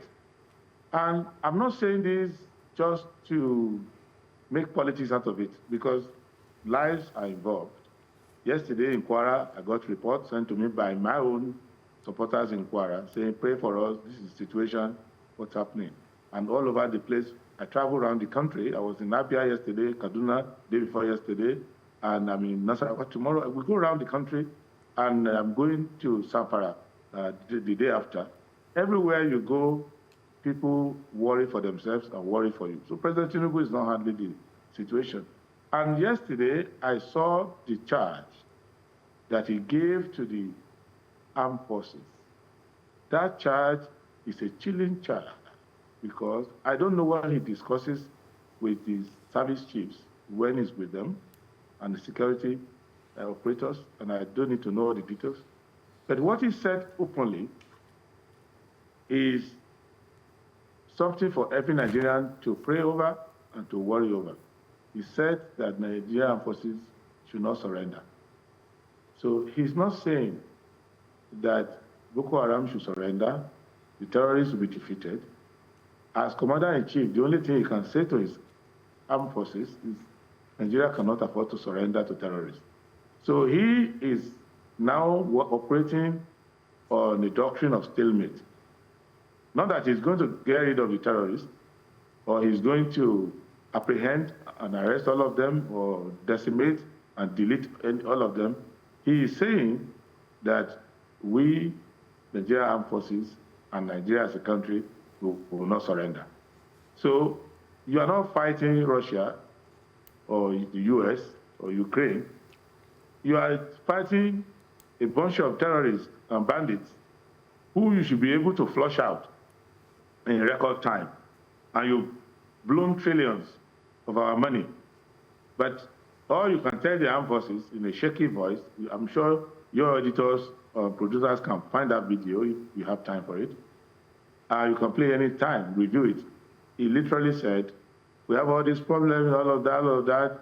The terrorists are killing people, are putting blood everywhere, but Nigeria will not surrender. With due respect, that is a very weak and confused commander-in-chief. Because all you need to say is, I want them out, and I want them dead. I want them out of Nigerian territory in 3 months, 6 months, and work towards it and see a plan that can make it happen, and tell them, what do you need? What don't you have? So that I can give them to you. Do you need my attention? Do you need my approval?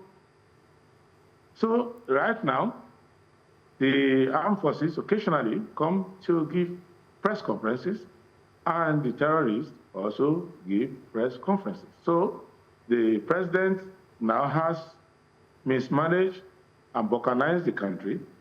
Some parts of the country, like Aso Rock and government houses of governors, are under his control. The theater is surrounded to the Americans, and the rest of Nigerians are under terrorists and bandits. Wow. That in itself shows to me that the person who will be the happiest when he loses is President Tinubu. He's tired, he's fatigued, he's run out of ideas, and the little ounce of energy he has left is just merely for self-preservation. That's all. Well, President Adewole Adebayo, I don't think that the president and the members of the APC will agree with you, but I guess we will find out what Nigerians think about what you said when we get to 2027 election. Thank you so much for joining us this morning on Breakfast Central. Thank you, and God bless Nigeria, and there's hope in the country. A failed government doesn't translate to a failed country. We just need to give ourselves a better government and citizens to be more committed to their country. All hope is not lost. God bless Nigeria. God bless Nigeria indeed. Thank you for your time. We'll go on a break, and when we come back, the conversations continue this morning on Breakfast Central. Please stay with us.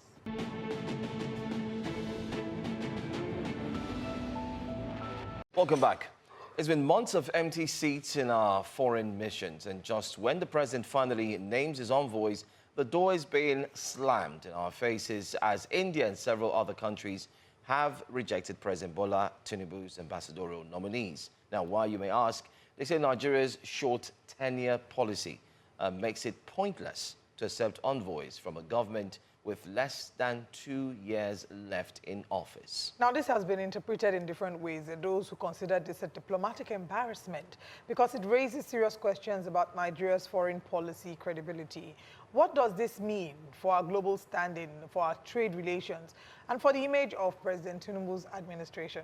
Well, joining us for today's discussion is public affairs analyst, Mr. Dayo Akintobi. Good morning. Thank you very much for joining us this morning. Very good morning. Good morning to Nigeria. Good morning, everyone. Pleasure to be here again. Pleasure to have you. March 6th, 65 ambassadors, were approved by the president. Excitement. I think, first of all, people were wondering, why did he remove the ones he removed in the first place and took him a whole 30 months to be able to put these new ambassadors? But do you consider it a global embarrassment, like others have termed it? Without a doubt, the president dropped the ball on this one because as much kudos as we give him for having strategized his way into office, meaning he had a long-term plan about how to ascend to that position, the assumption was that he had prepared everything, that he already knew where he was going, and he had taken all the strategic steps in terms of governance to be ready. So you would have assumed that things like his cabinet, things like the ambassadors, he would already have known who, how, why, and where. To now see that 30 months later, we are just appointing ambassadors. And you can see the fallout from that in terms of a lot of things that have happened internationally. The most recent one being this problem in Iran and the Middle East, to where our citizens are having difficulty being evacuated. Most other countries made arrangements ages ago and got their people out. As of yesterday, we still have 1,000 Nigerians at Qatar airport trying to get out through Armenia. And Armenia is saying you have to have certain documentation before you can even transit through our country. There's nobody to negotiate that with the Armenian government. The Qataris are just abandoning our people at the airport because it's not their responsibility. So all these are happening as a result of a lack of proper career diplomats being in place to be able to engage with the country. Now, back to the issue of why it took so long. I recognize the fact that a lot of these ambassadorial positions, especially the non-career ones, they're rewards for political patronage. And those who worked for you during the election, those who have been party stalwarts and supported the party throughout, these are ways to reward their loyalty, their commitment, their hard work. And so when it's time to award those positions or to nominate those people, it's usually those who worked for the success of the party at the election. So it's usually a post-election exercise. But for it to have taken this long, it's had a negative impact on both our standing in the international community as well as the welfare of our citizens in other countries. Now, Mr. Akintobi, the government's excuse and the reasons for the delay is that the missions were in a terrible state. They lacked funding, some were in derelict buildings, some owed rent, and it wouldn't make sense for ambassadors to be posted to places that are not convenient. Does that argument hold water, or does it need to take 3 years to renovate and fix this mission? No, the first question to ask is, are those missions in any better shape today than they were then? That's those a very issues, have they been resolved? And then if that was the case, why did we remove the existing ambassadors in 2023? It was a knee-jerk reaction. They were just pulled immediately as soon as the administration came in without any consideration for their replacements. And so that vacuum was created. Perhaps it was not intentional, but that was the a substantive effect, was that it created a vacuum. I don't think, as of today, those issues you mentioned have been resolved. I don't think the missions are any better funded. I do know that the Ministry of Interior has made it easier to renew your passport if you live overseas or to apply for a new one. I read somewhere yesterday that NIMC has also made it possible for you to apply for an NIN overseas. So there are some gains here and there, but the specific reasons given in terms of the funding of the ministries, backlog of rent, derelict buildings, those issues have not been resolved till today. So I think those are just excuses in terms of trying to cover the lapses that have led to this impasse. But we have the Nigerian Diaspora Commission, yes, who's a permanent agency of government, yes, that steps in. Yes. They do some consular work and also interface, yes, on behalf of Nigerians in the diaspora. Yes. They've been doing quite some. Is their work inadequate, or we really need ambassadors in this missions? That agency is a parastatal of government. It doesn't have the gravitas or the cachet of an ambassador or even a consular officer. It being a parastatal of government, it doesn't have the kind of authority, and it does intervene in the cases of certain Nigerians, human trafficking, things like people being deported from other countries. Nigerians having law enforcement issues with. There's nothing the Diaspora Commission can do about a Nigerian having a legal issue in a foreign country. Even the embassy is limited in the intervention it can deploy in the case of a Nigerian who has violated the law of a foreign country. All they can do, perhaps, is make sure the person has legal representation, make sure his rights are not violated, he's been accorded all of the protocols that would accrue to citizens of that particular country. So their role is more advisory, oversight, but in terms of actual intervention, if you've broken the law overseas, even the embassy can't really do much about that. But my point is that the Diaspora Commission, you can't equate it to an ambassador. First of all, the ambassador is accredited by that country. They meet the president or the head of that country. The head of that country accepts their credentials, meets them individually, and begins to establish a relationship with that person in terms of the two countries. After the head has met that ambassador designate, probably hands them over to the Minister of Foreign Affairs, and those two begin to interrelate on behalf of both countries. I put it to you that if that country has accepted you and put you hand in glove with their own foreign minister, no lesser counterpart, Diaspora Commission or whoever, can equate to those two coordinating Because you are officials. the representative of the president. Absolutely, you are the representative of and this latest furore about some countries rejecting some of our ministers, there's something called the Vienna Convention on Diplomatic Relations that states, and I believe Nigeria is a signatory to that convention, it states that countries have the right to accept or reject any ambassadorial designee. Article 4. Article 4. And that they have the authority or the privilege to screen that person and at the pleasure of that country accept or reject. So India and other countries are now saying that there's 15 months left to the change of the administration or to the end of the tenure of the current administration. That with such a short time left, it's not beneficial to them to invest the time, money, and resources to establish a relationship with this person because... But APC has 31 states. They might win. Well, So, yeah, that's arrogance on APC's part because they've assumed that they've already won a second term.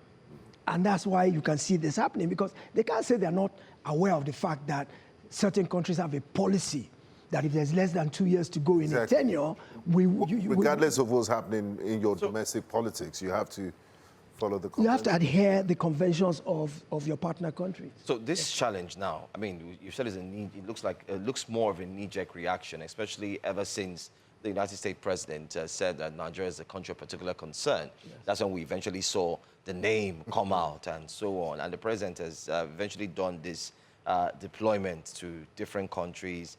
We've seen the likes of Reno Mokri already dancing. I mean, after dancing and the country says we don't want you because you've not met certain criteria, what does that do again to the image of Nigeria? That's one question we'd like to look at. Instead of him to go straight to Mexico, he's posting he was in Kilimanjaro. I mean, like you said, the Vienna Convention, they have the right to study and look and say, wait, we've watched you, we've seen people talk about you. No, we don't want you in our country to represent your country. Talking about Mexican domestic affairs. They can decide we don't. No, they can decide. Yeah, I'm just saying that maybe internally that could be their reason. So, and what would then happen to what's that word? I'm trying to look for the right word. What would then happen to the president's move to ensure that he has these ambassadors all over the world?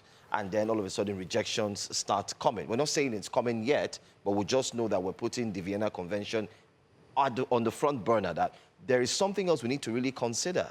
Should it happen, what would this do for the country as a whole? Well, without a doubt, it's egg on our face. There's a degree of embarrassment that comes with this, but I don't think it's fatal because the fact that they reject one person doesn't mean you can't represent somebody else. But I don't see the fact that we can revisit the issue as being a solution because whoever they're going to send in the stead of who was rejected is probably no better than the person they sent to begin with because what you have to look at is what was the criteria for appointing people. You mentioned Reno, for example. I mean, the country where Reno is sent to, they also have access to the internet and they will look at the things he said when in the run-up to the presidential election. The internet never forgets. It has a record of everything. And they will just check his social media handles, apart from checking his credentials and academic backgrounds. They'll check what has been his position on issues, what are his principles, what are his values. Will he become disruptive if he's here in this country? Will he speak against us? What are the positions he would take on foreign relations and international issues? They need to know all those things. So they will look at Reno's history, see all the derogatory and defamatory things he said about the candidate who eventually became president. And they now see him trying to come and represent the country for the same person he spoke out against.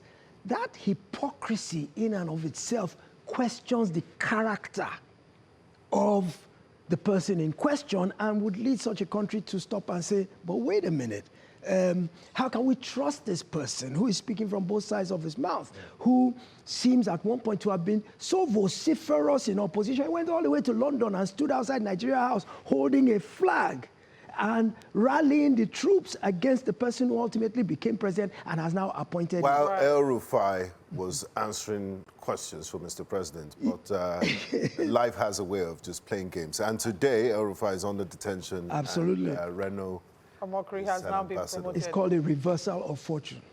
Serious reversal. Okay, let's talk about what the implications might be. So far, we only know officially of India, all right? And India has rejected or is rejected. Allegedly rejected. We don't know what this would be. So far, I think it's only England and France that have, given an agreement of some sort. But let's imagine that the majority of these envoys are rejected by the different countries that they're sent to.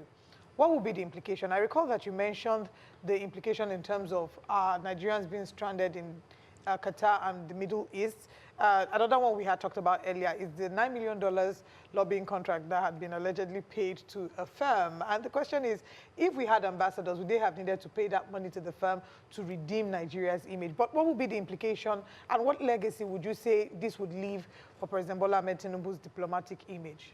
Well, without a doubt, the fact that ambassadors have not been in place for the last 30 months have already dented our international and global image to some degree, because there's nobody speaking with the authority of the nation for us on the international stage.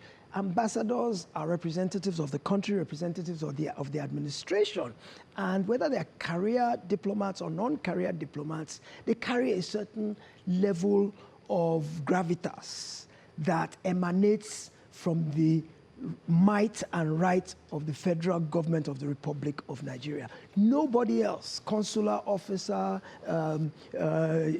diaspora commission chairman, nobody else has that same weight, because an ambassador has a direct ear of the leader of whatever country he's posted to, has an intimate and personal knowledge. So when this kind of vacuum occurs, and when this situation of rejection or possible rejection begins to play out on the international stage, we come across as being either nonchalant or incompetent. Because if you look at 30 months, that is 3/4 or 2/3 of the time period of the tenure of the administration.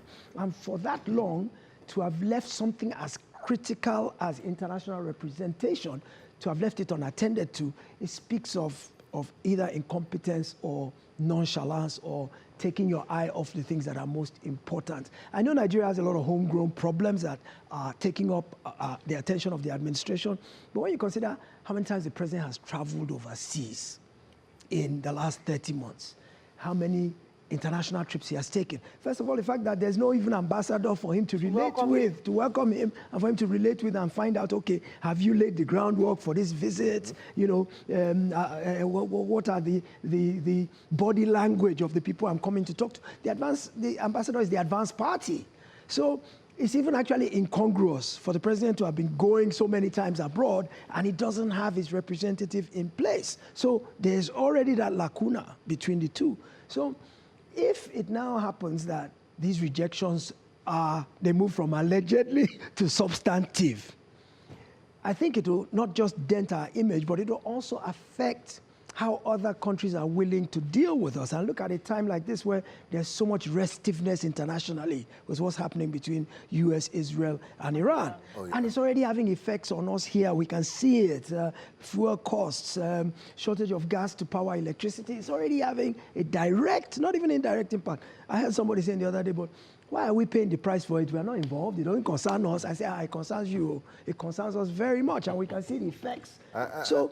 Yes, go ahead. That brings me to my question. Present-day diplomatic realities. Yes. We have a very unusual president in Donald Trump and the way he does things. The South African Foreign Ministry yesterday summoned the U.S. ambassador to South Africa for, criticizing the government of South Africa on domestic issues, things that you would never think will happen on diplomatic behavior. Yesterday, the Spanish president recalled the ambassador of Spain to Israel because Spain has condemned the attack on Iran by the United States and Israel, calling it illegal.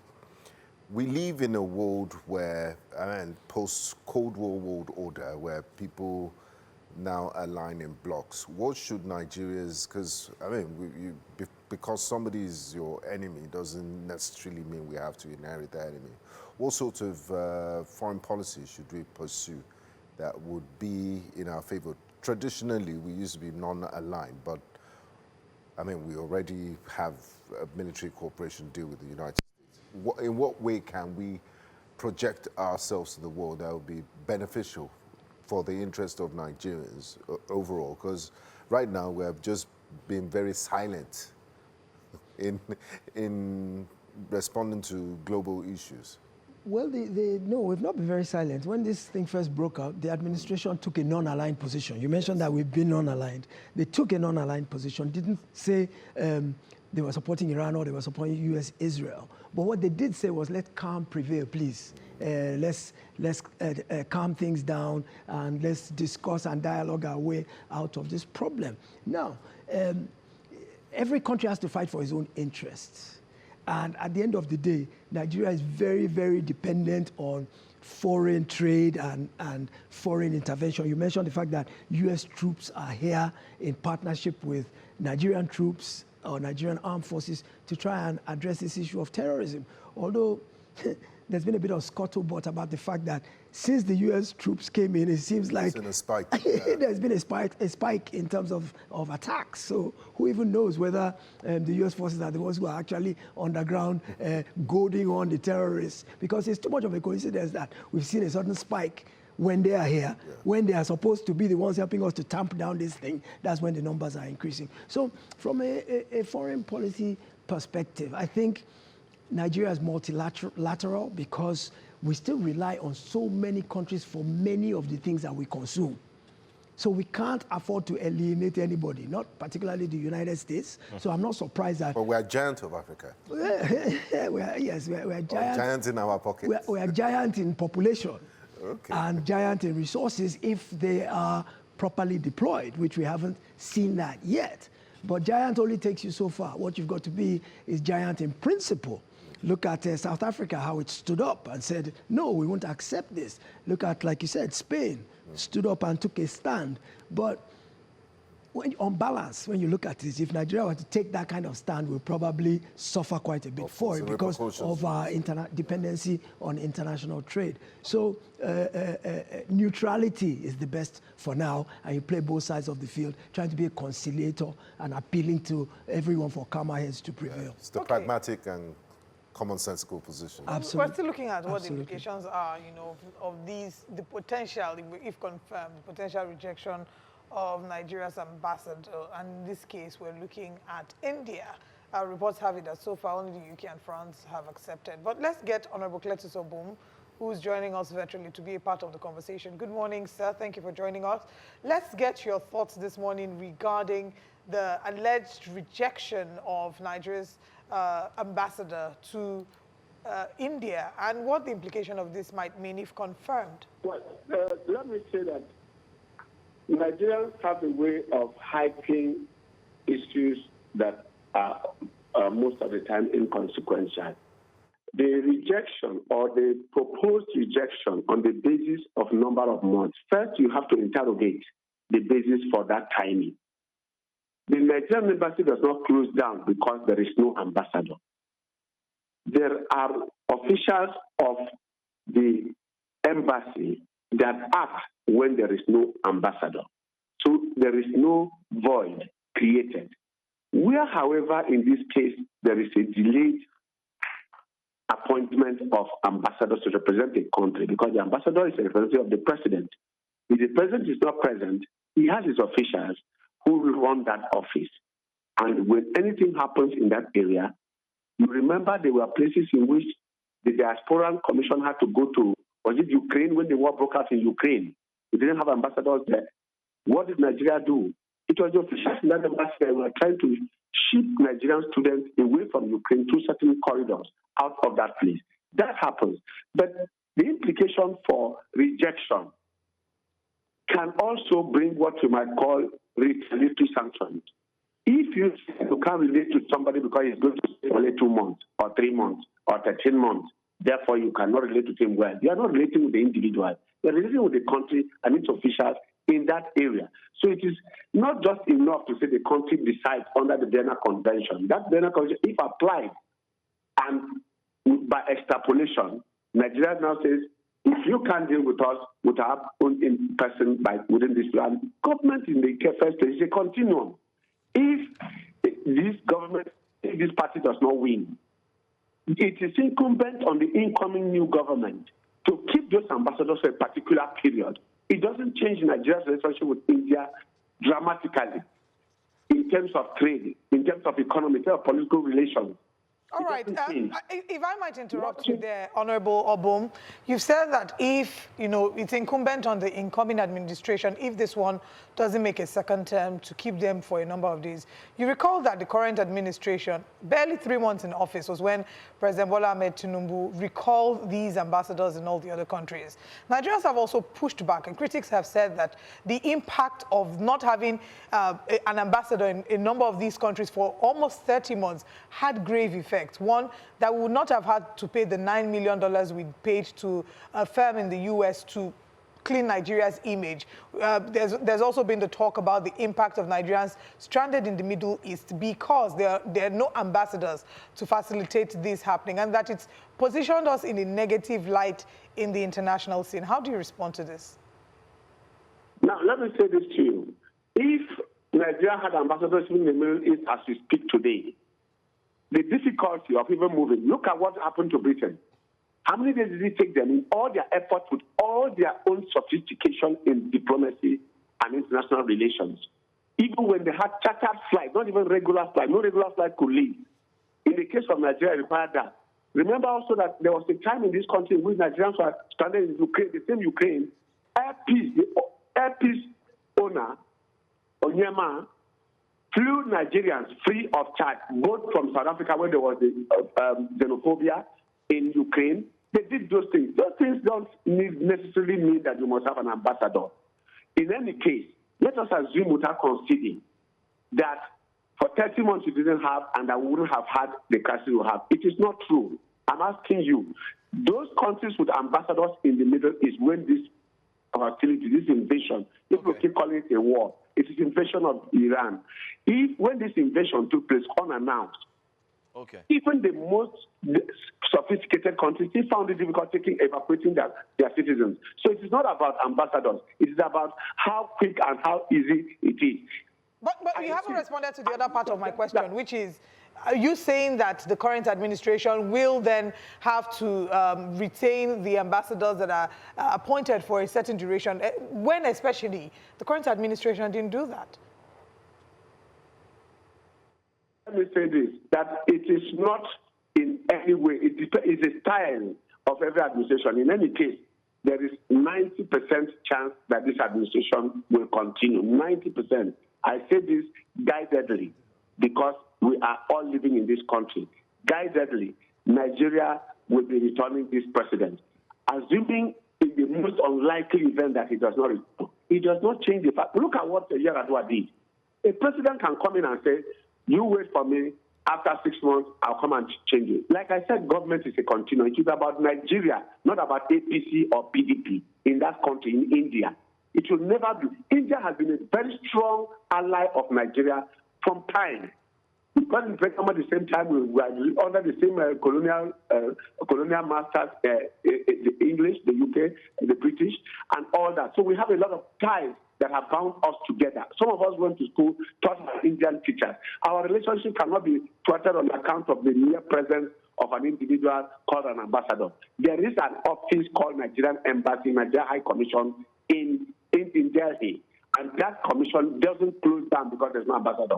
And the career diplomats that are sitting down there, most of them are the ones who later become ambassadors, which shows you that they can even act in that capacity without necessarily looking. In any case, an ambassador only works through his diplomat, not even himself, because most of those people we are talking about never have had those experiences or exposure. It is the staff on ground that normally run those offices. So this is where we are, just like ministers. It is the permanent secretary and the staff that guides the minister on what to do. His policy direction is executed by the staff on ground, the bureaucrats.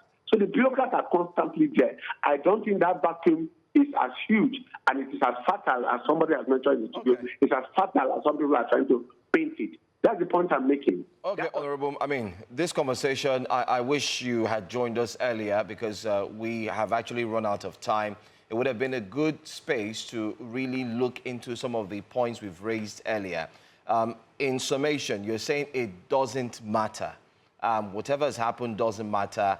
As long as the ambassadors will be appointed, they will be appointed. You're certain that the president is going to return come 2027, 90% sure, so then he can now appoint them, regardless of the fact that they've missed 3 years.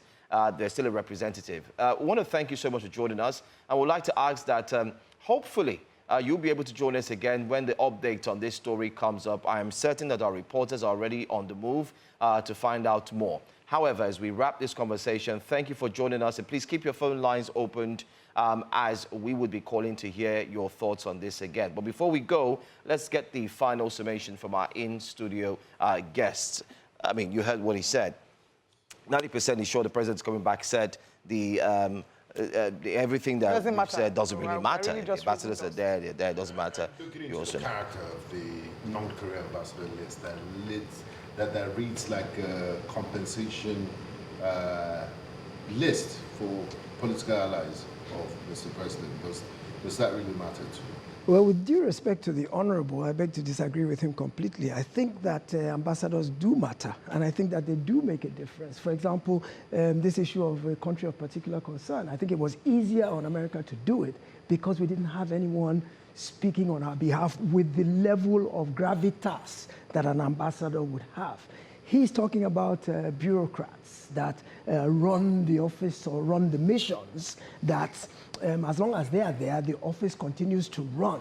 But what he misapprehends is the fact that just like a president of a country or a governor of the state, who are the ones in charge of the entire contraption, everybody has somebody working underneath them that deal with the day-to-day operations, while the person at the top is looking at a broad-based strategy and the big picture. But we can't say simply because we have those ground troops who are pulling the levers and doing the day-to-day that we don't need an overall head who directs the troops and runs the strategy. So I beg to differ with him on that count. And I feel like the absence of ambassadors has hurt us on the international stage to a large degree. I also, I'm glad Olive took him up on the fact that if you are saying that the new administration coming in can keep the existing ambassadors, this administration didn't do it. Within a few months of coming in, they recalled all. Saying government is a continuum. Well, yeah, government is a continuum, but there has to be uniformity of strategy. There has to be uniformity of the approach, of purpose, exactly. Right. So I don't know how this will play out. We'll see whether the allegedly becomes substantive and how many countries will toe that line, and at that point we'll take it up. But without a doubt, the fact that it's taken this long for the ambassadors to be appointed will have an impact and have an effect on our foreign policy. Well, thank you very much for joining us, Mr. Akintobi. I wanted to make a dry joke. You know, when you said that I took him up on the fact that the current administration did not retain him, even though he's saying that the next administration will retain the ambassadors. Mm-hmm. The current administration did not retain them because they are APC and they had to sweep them away. With the broom. Thank you. Thank you so much for that. We're going to break, and when we return from the break, it's time for us to review the front pages of the papers. Please stay with us.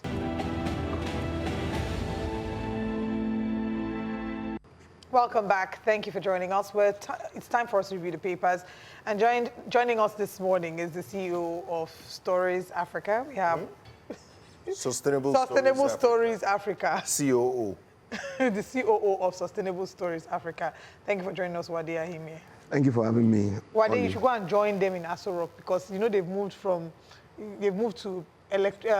solar. They are now renewable energy, so they are now sustainable. So you should come and help us tell the story of sustainability. They can't provide electricity for the grid. They are becoming sustainable. Very important. Wow. It's like very selfish. It's like yeah, which is typical Nigeria. Like I always say, I better pass my neighbor. Mm-hmm. So Aso Rock is better than the over 200 million Nigerians who pay taxes, to ensure that they can have this solar panels on top of Aso Rock. No, it's the reality. I'm just talking reality. Okay. And so let's talk about what is happening. Okay, let's get into the Nigerian Tribune. Of course, you can drop your comments via YouTube. We're streaming News Central TV Live. Very interesting stories on the front page of the Nigerian Tribune. There's a PDP crisis. That's a big story. We'll negotiate from position of strength, Wike says. But if you go below that, there's the reps prescribing 10 million naira fine and 2-year jail term for dual party membership. But also, right below that is where I want us to start. Afenifere faults removal of forged certificate provision from the new Electoral Act. So they're taking a swipe at the National Assembly for removing the presentation of forged certificates as a ground for challenging election results in the newly enacted Electoral Act 2026. So let's talk about that story. They say that the act effectively constricts the democratic space by limiting the legal basis upon which the election petitions can be filed. Under Section 138 of the 2026 Act, election petitions are now restricted to only 2 specific grounds. 1, corruption or non-compliance with the law, and 2, whether the winner received a majority of lawful votes, meaning that if I participated in the election and I presented a fake certificate. They cannot use that one. They cannot use what that do you one. think? What do you think inspired that? First of all, let's start with So let's even start with the forged certificate. Presenting a forged certificate is a criminal act. It is. Criminal section, what's it called? Criminal code should attend to that. So it's not something we should be debating whether it should be inside the Electoral Act or not. But the Electoral Act is saying that it is not. You shouldn't even debate that someone committed a crime and then he should be elected. If you forge the certificate and they can confirm that it's forged, it's a criminal offense. So what will happen to you then if you contested? Of course you cannot, if you contested, then you should lose. You will lose directly now when you committed a criminal act. But that's not what they're saying here. They say you don't need it in the Electoral. My point is that you don't need it in the Electoral Act. It's a criminal act already. If you forge certificate and they catch you, the police will arrest you. They will charge you for forgery. Well, how many have been arrested? That's a different thing entirely. Please, let's not even go there. So I don't know why Nigerians are we like the distractions, and that's my own opinion. But the fact remains that if you forge certificate, Benga, you have committed a crime. WAEC we see it is WAEC. If you have 9 parallel and then you go and show A parallel. Or D7 parallel. Yeah, or D7 parallel. My own time was P parallel. But the reality is criminality. Well, it doesn't have to be inside the Electoral Act. It's inside the Constitution. If you commit a criminal offense, then you shouldn't be in office. So in the previous elections, we are journalists, we have to state it the way it is. There were concerns about the current president. There were concerns about forgery. There were concerns about, where are the results? The numbers they did not tally in terms of date of birth, in terms of when living certificates, and so on. All of that caused a lot of brouhaha. Are we now saying that with this electoral law now going forward, if I or Mr. B chooses to be a governor, and then all of that is found in terms of they see it as forgery, we forge the certificate, and I won, INEC will tell me, you've won. They present me with the certificate of return, and then they tell those who are agitating that, no, look, he forged his document. They will say, no, that document issue does not affect Mr. B. He has won. Go to court. Thank God he's a professor of law now that is in charge of INEC. Professor Josh Amopito. Exactly. Are you with me? So what will happen? Not only is he a professor of law, his specialty is governance. So I'm stating to him clearly now, since he read law, he's a professor of law in governance. Are you with me? Then you should tell me that forged certificate is not a criminal offense and you should be sitting in office. For the declaration, for the date of birth, it can be a bit contestable. Why? Because some people don't remember, and you can go through an affidavit of when you were born. So it's allowed. So if you miss the date, it's possible. But for the forged certificate, it's a criminal offense. And the person a criminal should not be holding office in anywhere in the world. But there's actually a conflict. So if you look at Section 137 and Section 182, Section 137, subsection 1, paragraph J, and Section 182, subsection 1, paragraph J of the 1999 Constitution, this disqualify any person from contesting for the offices of a president or governor if they have presented forged certificates to INEC. So how do we then find that middle ground? So it's like there's a conflict. There's a conflict. And the law clearly says that when any other what law. Does the Constitution say? That's what I'm saying. That when the Constitution clearly says any law that is in contest with the Constitution overrides it. But the lawmakers just signed but that's why I'm telling you that why are we making a brouhaha over it when the Constitution clearly tells you.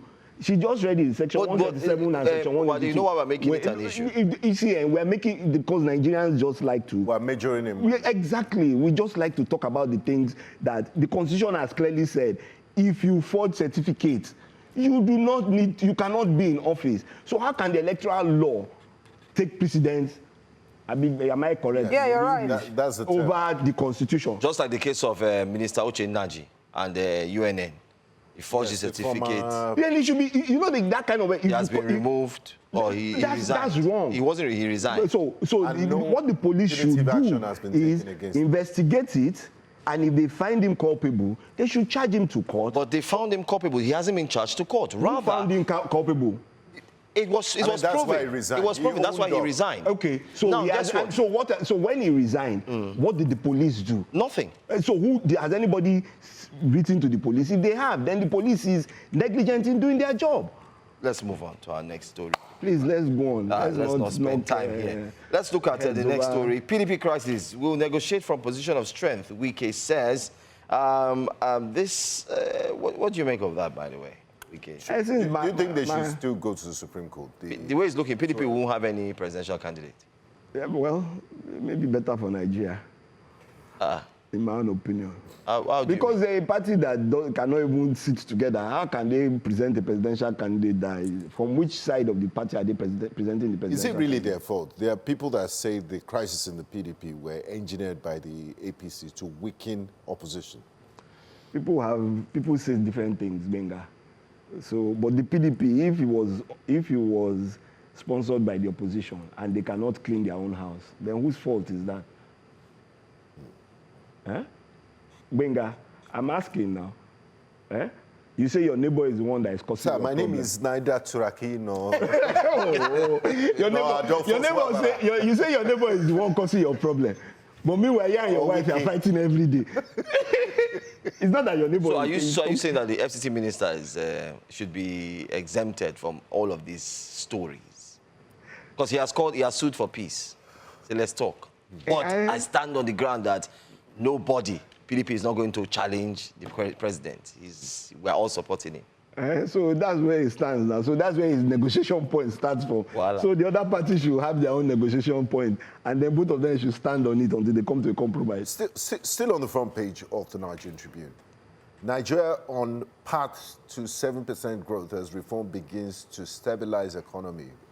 Coordinating Minister of the Economy, Mr. Wale Edu. It would be nice to know if he said this pre or post the attacks on Iran. Well, I'm not sure when he said this, but... But is it realistic? Well, I don't think the US-Iran-Israel war will continue for so long. Why? Why? Do you have a crystal ball? Well, it does. No, Are you a man of war? He's a man of God. Well... How do you form? Who exists? No, why? That's my own opinion, and I'm entitled to my beliefs and my opinion. Exactly. I mean, Vladimir Putin put a strange, mysterious call through to President Trump, and he said the war might end soon. So maybe based on so maybe Putin has a joker.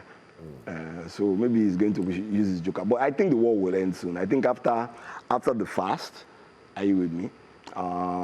They would come to some form of agreement and what's it called? But except America just wants to continue to insist, and they insist on the things that they are saying. And the thing about it, I remember, I think it was 2-3 weeks ago, just before the war started, and I was having a discussion with my siblings, and we were saying, I think the next thing is, oh, they will attack Iran. And 2 days later, they attacked Iran. And one of the things we were saying is that one thing we were sure was that the Iranians were never going to let what happened to Maduro happen to the Khamenei. Iran is not Venezuela. Never. And the minute he was killed, are you with me? You turned him to a martyr. And that's the mistake we always make when we look at Iran.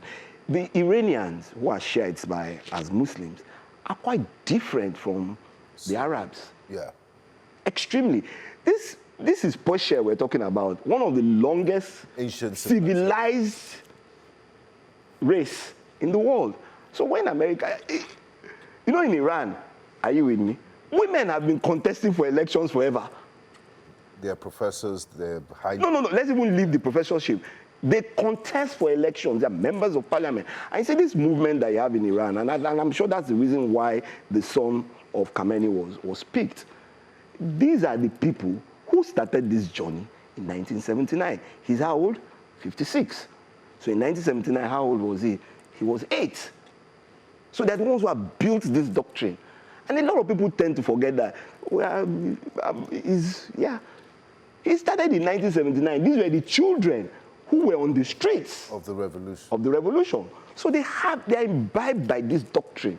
So to change, it's not the Khameneis were the elites then. They were the high. Oh, they are more hardliners. You killed his wife. You killed his. They are more. You see, these guys that you have. He would negotiate with you when you've betrayed him twice. You attacked him in the middle of negotiations. Yeah, and the other thing about it for me is this: over the next 30 to 40 years, Iran will remain like this.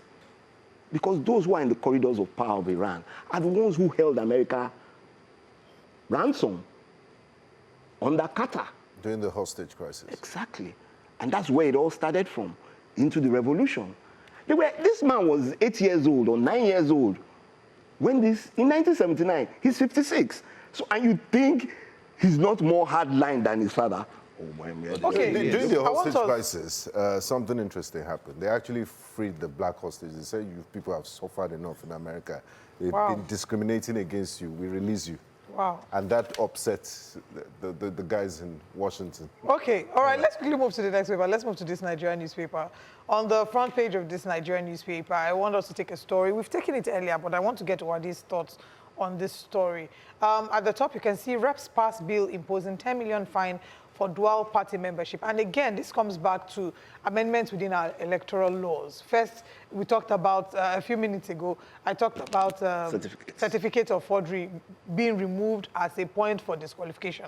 And now they want to criminalize being a member of two political parties. Yeah, first of all, what do you think, because they're saying it's either 10 million naira or 2 years imprisonment. What do you think made these rep members sit down and say, it's very important for us to be able to maintain our democracy to ensure that people are not members of two political parties? The spirit behind it. What do you think is the spirit behind this? And the other one, I think, is obvious. Joe has alluded I don't know what you're talking about. You sort of made... Last time I checked, I'm not a politician. But what do you think is the spirit behind this? Will this fly? Should this fly? And I think one of the reasons is the things that are happening in the PDP. That's one. That's my thinking.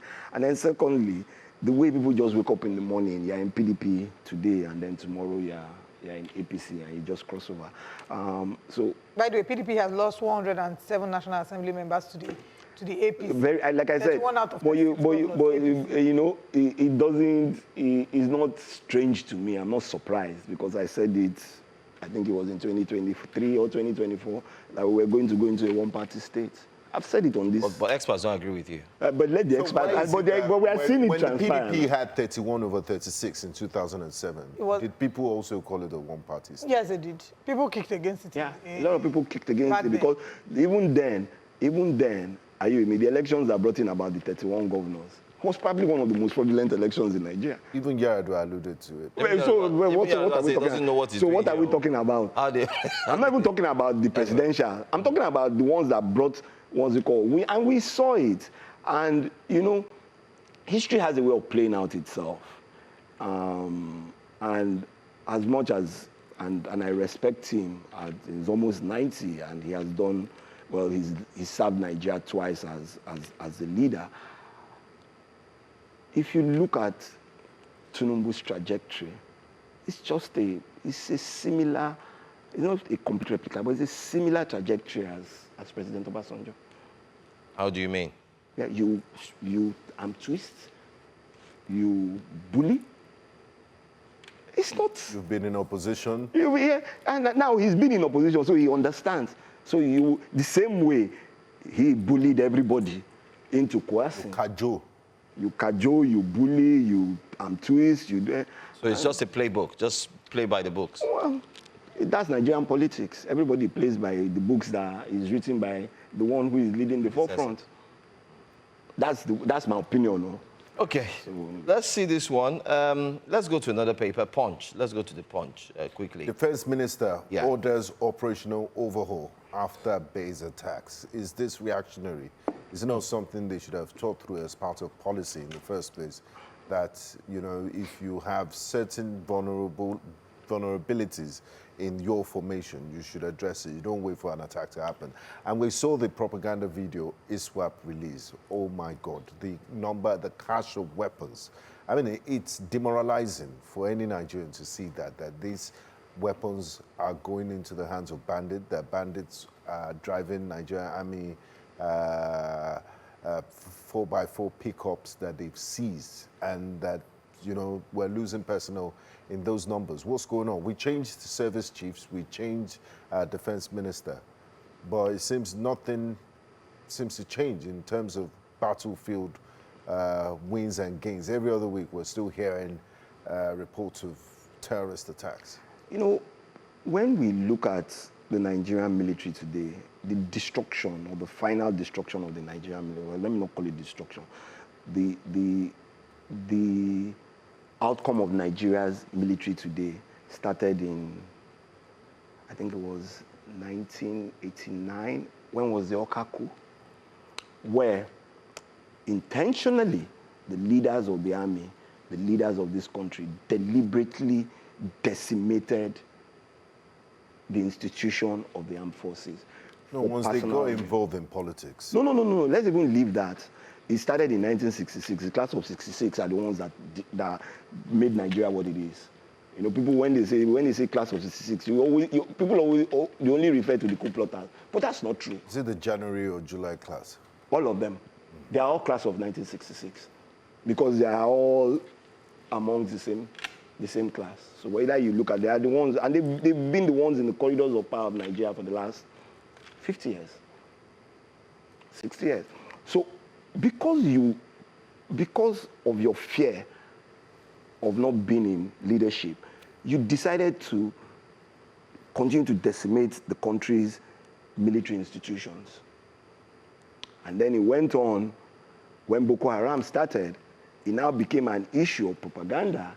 We couldn't even get military equipment for Nigeria Army officially in the official market.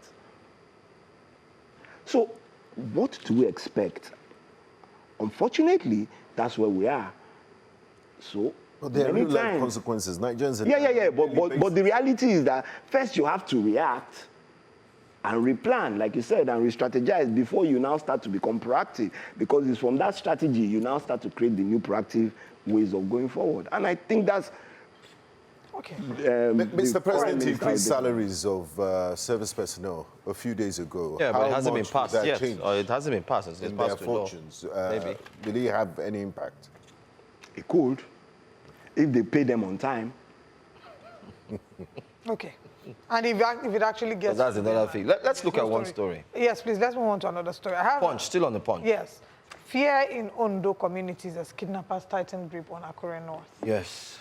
Insecurity. Yes. Did you see the protest in Ondo? Yeah. The residents got tired. They came out. They blocked the roads. They said enough is enough. What's going on? It's as if it's an industry. Their tears are falling on deaf ears. And they're wondering, what's happening? Kidnapping is like every single day, like drinking water.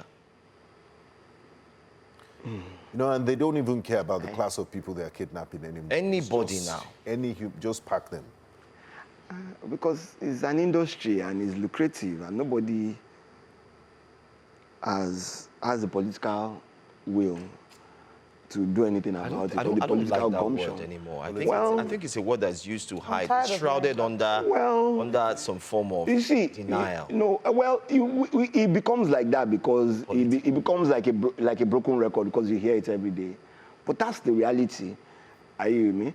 We're talking about, and even the press is not even helping that matter. Look at where that news is. Instead, we're looking at, this is also an important monopoly fears rise as Dangote controls 14.4 trillion. But this is also a narrative. The concern should be more about the welfare of Nigerian citizens and how they're able to cope, because it's coping and surviving. They're providing rice. Rice and CNG. Rice. There's rice. At least they are giving CNG to people in Kaduna State. Have they received it? For some of them, so when you give them the CNG kits and they fit it, how many stations are they going? Because there is, it makes me laugh. The CNG queues at that mobile on this road is longer than the petrol queues. We keep talking and like I said, I supported the regulation, and I will continue to support it till the day I die. Are you with me? And it's good because we are facing the realities of time. And why do I say that? It's like when we used to be under NEPA, and we forgot the fact that we needed to pay for electricity, and everybody thought it was part of the national cake. And it's the same thing with petrol. There is the truth. No. The truth of it that there is no national cake. There must be economic priorities, and Nigerians, and then the government or the administration in power must create an enabling environment for Nigerians to continue. The Gulf countries that are blessed with the same crude oil. What have they created? An enabling environment to create economic value and wealth. So what have we not created? We have not. We've created what's it called? I better pass my neighbor system. It doesn't work. Or a system of siphoning? Well, that's it now. I better pass my neighbor.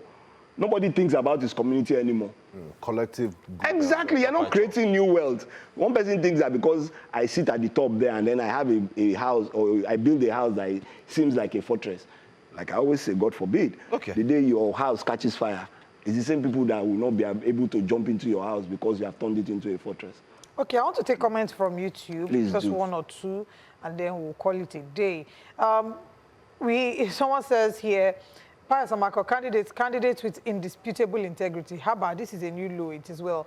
Olumide Alade says, a country run like a family congress where the rule of law is treated as optional. Once you become a part of the ruling class, your sins are conveniently overlooked and accountability disappears. What country is it? Is it North Korea? North Korea, at least they know where they are. Lenin Equere on YouTube says, why are Nigerians crying that Dangote is monopolizing this industry? What do you have him do? If NNPC did the right thing, we wouldn't be here.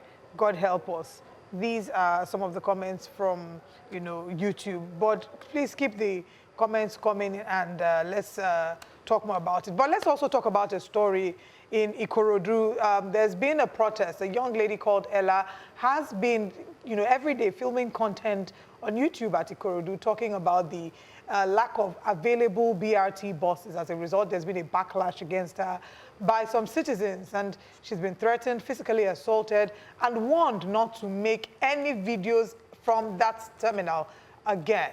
She decided she was going to go ahead and make the video still, and some Nigerians on social media have said that they will join her in the protest today.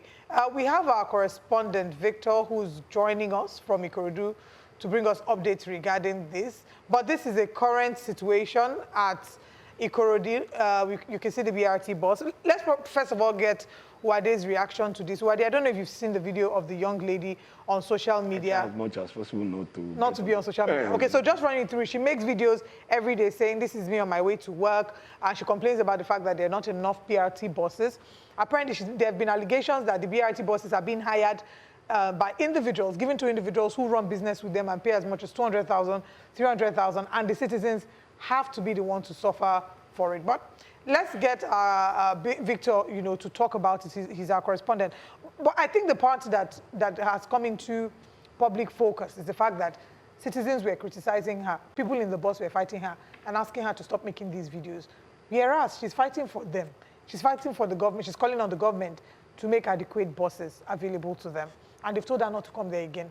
But other Nigerians on social media have said they will join her at the bus stop and see who is going to touch her. Well, you know, like I said, when we have a mentality of I continue to be better than my neighbor, are you with me? I am better than my neighbor. That's what we think. Because we can get into those BRT buses, we think we're privileged. No, we're not. It is a service. It must remain a service. And the government, if they say that is what they want, and they want to run it by themselves, then they must provide enough transport that moves left and right. It's the same way with the train. How many coaches? Is it 2? 4, to another 2 coming before the middle of the year. 4 coaches. And then you spend billions, almost trillions, to build the rail track, and it's only 4 coaches. It's unfortunate. Anyway, Lamata, the Lagos State Metropolitan Area Transport Agency, has responded to this, and they said we are prioritizing this. They'll make more vehicles available. And yeah, what are they prioritizing? The priority should be the citizens who... Why they are recognizing the increasing demand. Of course, you know the argument so they'll make more buses available. Right. But then there's a thin line between that and then saying that we're protecting citizens' privacy and you shouldn't feel people. Because one of the man say, I want to pay me. As the people are calling him and telling him that they're seeing it's popular now. But they're going to work, so it's not like they're doing anything. So there's also that thin line, especially when the citizen outrightly says, stop. I don't want to be in your video. Unfortunately, maybe she should work on. Well, so what I think she should do, she should work on content law. Exactly. Yeah. And those are content laws. And those are legitimate concerns. Yeah. Because I don't want to be on TV if I'm inside the bus and you are filming me. Yeah, we can't take that report from Victor, but maybe he'll be joining Jasiri. So please stay with us. Stay tuned. Benga, I'm sure you're about to say something. Thank you so much. I mean, people complain about Dangote as monopoly, but no one is pointing to Oliver Modi's shawarma business. Where did that start shawarma business? Guys, thank you so much for watching. That's all on the show. We'll see you again tomorrow. Right, Jasiri is up next. See you tomorrow. Bye.